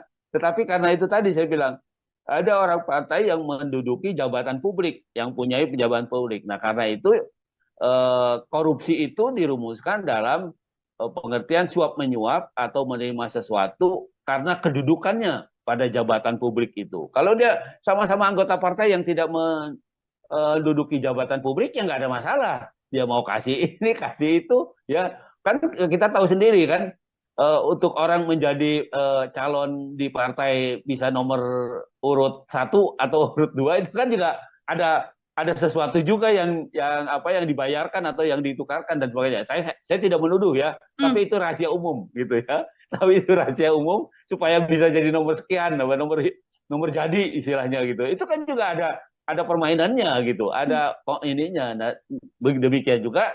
Nah, karena ini menyangkut jabatan publik, ya jabatan negara, ada jabatan negaranya, maka dia bisa dirumuskan sebagai tindak pidana korupsi. Begitu, Mbak. Oke, baik. Ada unsur pidana yang didapatkan oleh KPK untuk kemudian menjerat HT ini sebagai tersangka. Tinggal bagaimana nanti pembuktian atau Di hal-hal yang kemudian bisa dibuktikan oleh pihak Hasto Kristianto sendiri KPK. bahwa memang tidak ada hal yang disangkakan oleh KPK ya, Bang Fikar ya. KPK akhirnya menetapkan Sekjen PDIP Hasto Kristianto sebagai tersangka dalam kasus dugaan suap yang melibatkan Harun Masiku. Tidak hanya dugaan suap, Hasto Kristianto ini juga dijerat pasal perintangan penyidikan. Bahkan penetapan Hasto menjadi tersangka ini berujung polemik lantaran dinilai PDIP bermuatan politis. Apalagi kasus yang kemudian menjerat Komisioner KPU dan Harun Masiku ini sudah berlangsung sejak 4 tahun silam, Tribuners. Lalu bagaimana kemudian melihat kasus dari Sekjen PDIP Hasto Kristianto ini? Bang Fikar, ini saya ingin minta Ya, sudut pandang Abang dari sisi hukum pidana begitu ya. Apakah kemudian kasus Hasto Kristianto ini bisa dikatakan erat kaitannya juga dengan politis atau ini murni sudah sesuai prosedur, Bang? ya, saya kira politis atau tidak sebuah kasus itu tinggal bagaimana cara melihatnya gitu. Hmm. Tetapi tentu saja setiap kasus ya, setiap peristiwa hukum ya atau setiap perkara itu selalu dipedomani oleh apa namanya, harus dipenuhinya syarat-syarat atau persyaratan dalam satu perkara. Umpamanya untuk menetapkan seseorang menjadi tersangka itu minimal harus ada dua alat bukti umpamanya, gitu ya. Dua alat bukti itu alat yang disebut alat bukti dalam hukum acara pidana itu adalah umpamanya keterangan saksi, keterangan ahli, alat bukti surat, gitu ya, atau alat bukti tambahan lainnya. Nah, tetapi yang dimaksud dengan alat bukti saksi itu satu saksi itu satu bukti, gitu ya. Jadi kalau dua saksi ya itu dua alat bukti. Nah, seperti itu ininya hitungannya. Nah, jadi selalu saja di dalam penetapan seseorang sebagai tersangka atau terdakwa gitu ya, harus ada di backup oleh pembuktian karena itu yang nanti akan dibuktikan di pengadilan gitu. Apakah dia terbukti melakukan perbuatan atau tindakan yang dikualifikasi sebagai kejahatan atau tindak pidana dengan dukungan alat bukti itu. Nah, itu yang akan digelar di pengadilan. Tentu saja sesuai dengan prinsip negara hukum, maka terhadap mereka atau warga negara yang disangka atau diduga oleh negara melakukan satu kejahatan atau tindak pidana juga mempunyai hak untuk membela diri, gitu ya. Nah, artinya orang yang ditempatkan sebagai tersangka, dia punya hak membela diri sejak dia diperiksa di penyidikan, gitu ya. Penyidikan itu bisa di polisi, bisa di kejaksaan. Kalau tindak pidana khusus itu di kejaksaan atau di KPK umpamanya. Nah, sejak itu dia punya hak juga untuk membela diri. Salah satu hal yang utama dalam membela diri adalah umpamanya didampingi oleh penasihat hukum. Yaitu satu. Yang kedua, biasanya pembelaan itu juga diwujudkan dalam mengajukan saksi yang meringankan, gitu istilahnya, ya, saksi yang diajukan oleh tersangka atau terdakwa. Nah, itu diatur ya. Hanya saja seringkali dalam penegakan hukum pidana di Indonesia itu hak-haknya terdakwa ini jarang terrealisasi di tingkat penyidikan, gitu ya. Biasanya penyidikan itu banyak pihak yang tidak didampingi oleh pengacara, gitu ya. Nah, karena itu kemudian ketika DPR dan pemerintah membuat undang-undang, dalam hal ini adalah KUHP, Kitab Undang-Undang Hukum Acara Pidana, maka ditegaskan tindak pidana yang ancaman hukumannya 5 tahun ke atas itu wajib, gitu, wajib didampingi oleh pengacara, gitu ya. Nah, karena itu kalau dia tidak mampu, maka negara dalam hal ini adalah kepolisian atau kejaksaan wajib mendatangkan pengacara untuk terdakwa, gitu. Nah, karena dia sifatnya wajib, maka terhadap pemeriksaan tindak pidana yang ancamannya 5 tahun, ya jika tidak didampingi pengacara itu batal, itu berita acaranya batal demi hukum, gitu, karena dia tidak didampingi, gitu. Nah, karena itu walaupun masih jadi polemik ya, pendampingan itu hak atau kewajiban. Ya, kalau menurut saya sih itu kewajiban. 5 tahun itu kewajiban.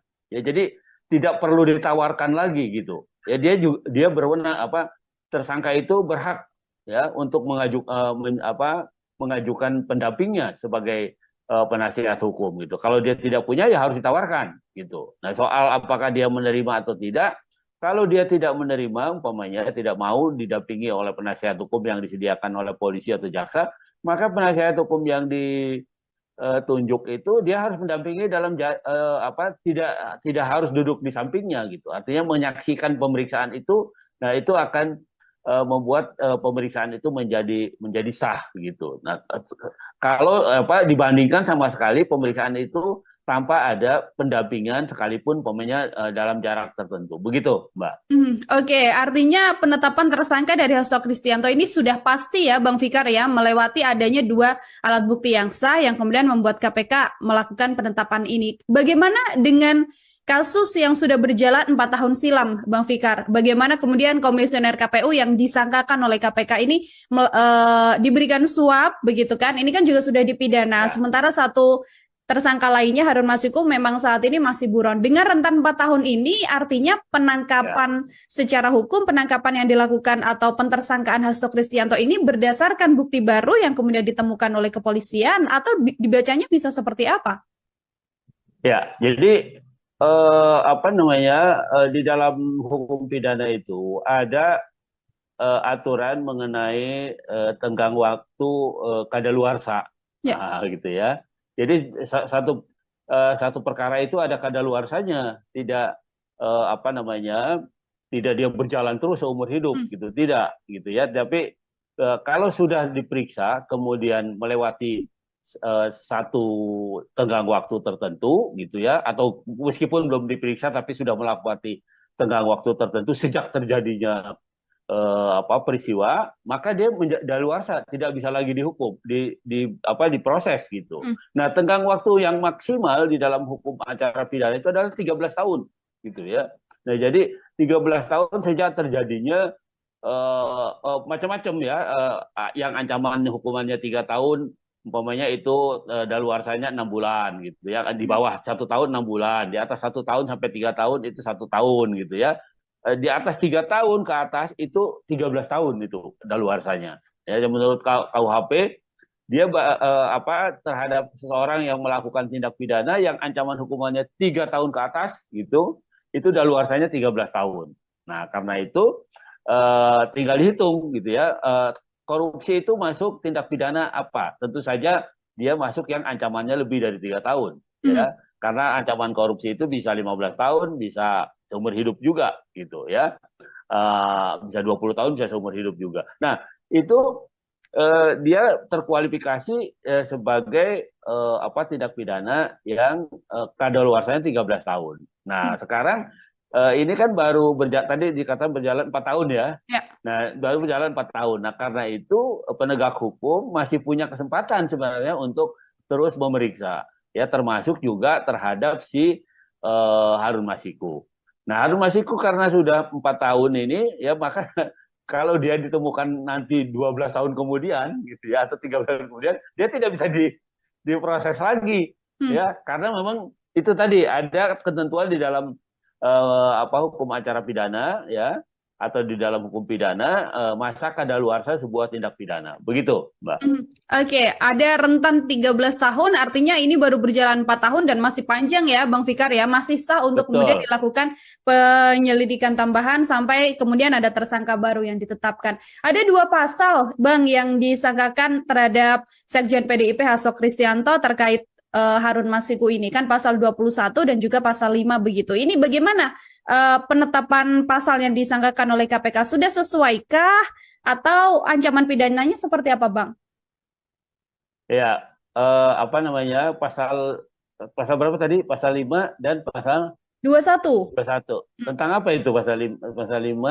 Pasal 5-nya tentang menerima ya. Ya, pasal-pasal 5 ini suap, kemudian pasal 21-nya terkait perintangan penyidikan, Bang. Oh ya, pasal 5, pasal suap itu kan ada 2 sebenarnya, antara penyuap dan yang disuap. Ya. Nah, tinggal tersangka ini dia didudukan sebagai apa? Penerima suap atau orang yang melakukan penyuapan. Nah, tapi karena kedudukannya sebagai pemuka partai, gitu ya, yang bisa menentukan apakah seorang anggota partai itu bisa duduk di dalam satu perwakilan Dewan Perwakilan Rakyat umpamanya atau tidak. Nah, karena itu menurut saya kedudukan tersangka HT ini dia sebagai penerima, gitu ya, sebagai penerima suap. Nah, karena itu tuduhannya apakah dia memang menerima suap atau tidak. Nah, itu yang akan dibuktikan nanti di pengadilan. Itu satu. Yang kedua, pasal perintangan penyidikan. Nah, perintangan penyidikan itu artinya ketika ada penegak hukum akan melakukan penyidikan terhadap seseorang atau pihak tertentu, gitu ya, tetapi ada kemudian upaya-upaya yang dilakukan agar pemeriksaan itu tidak terjadi, ya, agar tidak terjadi pemeriksaan terhadap orang yang dimaksud, ya, umpamanya dengan menghalang-halangi apa apa namanya, menyembunyikan umpamanya, salah satunya seperti itu, atau memberikan apa memberikan perintah atau saran untuk tidak datang atau melarikan Ya. diri umpamanya. Nah, itu juga termasuk perintangan gitu. Atau hal-hal lain atau perbuatan lain yang intinya bagaimana pemeriksaan itu tidak terjadi. Nah, itu perintangan. Begitu, Mbak. Dengan ancaman pidananya di atas 5 tahun, ini untuk keduanya, kedua pasal ini ancaman pidananya seperti apa, Bang? Nah, ancaman pidananya itu antara kalau korupsinya sendiri kan 15 tahun Ya. sebenarnya, ya. Terus perintangannya juga di atas 5 tahun, ya. Hmm. Prediksi saya itu di atas 5 tahun. Nah, karena itu kemudian KPK berani menahan, ya, menangkap dan menahannya, gitu. Nah, itu yang menurut saya seharusnya juga apa namanya tidak hanya diberlakukan pada tersangkanya, tetapi juga bagi pihak-pihak yang sengaja menghalang-halangi penyidikan dan tidak terjadinya penyidikan di dalam kasus itu. Begitu, Mbak. Oke, ini kan kasus yang kemudian bermula dari suap yang dilakukan Harun Masiku yang saat ini masih DPO ya, Bang Fikar ya. Ya, Kemudian merembet ya. saat ini adalah Sekjen PDIP dan juga nama lain yang juga terseret adalah mantan pimpinan KPK yaitu Firly Bahuri yang mana sejumlah penyidik KPK pada masa itu sebelum era yang sekarang ini mengatakan pada saat itu pimpinan KPK ini berusaha menutupi keterlibatan HT. Dalam hal ini perlukah kemudian pendalaman mendalam dilakukan oleh KPK dan juga ada jeratan pasal juga yang bisa dijatuhkan terhadap ex pimpinan KPK ini, Bang? Ya, ya, saya kira ya kalau bisa dibuktikan bahwa memang ada upaya-upaya yang dilakukan oleh pimpinan KPK pada waktu itu Hmm. agar apa namanya seseorang itu tidak diperiksa atau tidak dijadikan apa namanya tersangka atau pihak di dalam satu perkara, ya, maka terhadap pimpinan itu kalau dia masih aktif kan juga ada tindakan administratif gitu, Ya. yang umpamanya diberhentikan dan sebagainya. Tetapi ketika dia sudah tidak aktif lagi, yang nomor satu harus dilihat adalah soal apakah tindak pidana itu sudah kadaluarsa atau belum, kan Hmm. begitu, iya kan? Nah, kalau lihat ancaman hukumannya, tindak pidana itu belum kadaluarsa. Nah, karena itu menurut saya masih bisa, ya, masih bisa terhadap pimpinan KPK yang sudah tidak aktif, ya, yang terbukti memang dahulu dia menghalang-halangi penyidikan terhadap pihak-pihak tertentu, gitu ya, maka dia diproses juga, ya, sebagai tersangka yang menghalang-halangi diberlakukannya penyidikan terhadap seseorang itu. Nah, Hmm. karena itu menurut saya meskipun memang kan mungkin begini, ada di Indonesia itu ada budaya ewuh rikuh gitu ya, wah pakai ewuh Ya. gitu ya, bekas atasan nggak berani gitu dan segala macam ya. Itu masih mewarnai budaya itu masih mewarnai penegakan hukum di Indonesia gitu. Tapi saya kira di dalam penegakan hukum tindak pidana korupsi itu harus tegas gitu ya, harus tegas, disingkirkan dulu budaya itu ya, bahwa kita menghormati yang lebih tua, ya itu masih tetap kita harus hormati, tetapi penegakan hukum itu bukan soal hormat menghormati gitu, tetapi penegakan hukum itu bahwa ada bukti yang bisa membuktikan bahwa seseorang itu ikut atau melakukan tindak pidana gitu. Nah, karena itu sepanjang ada bukti yang kuat, ya, sepanjang ada minimal 2 alat bukti yang menunjukkan bahwa seseorang itu terlibat, maka saya kira ya bisa terus dilakukan gitu terhadap siapapun, termasuk Hmm. terhadap bekas pimpinan lembaga penegak hukum itu sendiri. Mhm. Begitu, Oke, Mbak. termasuk jeratannya adalah perintangan penyidikan tadi, Bang Fikar. Ya, bisa. Ya, artinya di samping dia menghalang ini, tapi nomor satu adalah menghalang-halangi. Toh dia Hmm. juga tidak bisa apa namanya, ketika dia menjabat, dia tidak mau menetapkan orang itu sebagai tersangka, yang kemudian juga sekaligus juga merintangi, gitu ya. Jadi dia bisa double tuh, Hmm. ya, bisa bisa merintangi supaya orang tidak dijadikan tersangka, tapi bisa juga dia ikut membantu, ya, membantu supaya orang tidak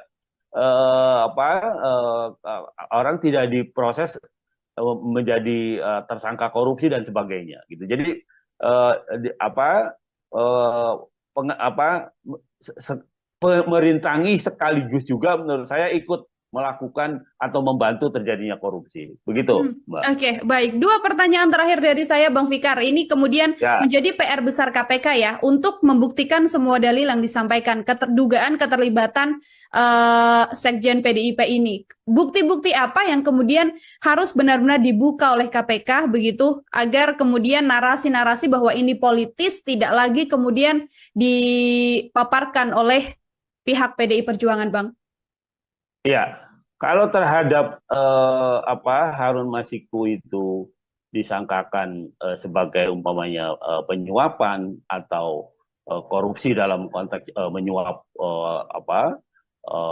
pejabat negara gitu ya, maka terhadap orang yang dianggap membantu bahkan ikut membantu bahkan ikut melakukan gitu ya, ya harus dalam konteks itu gitu.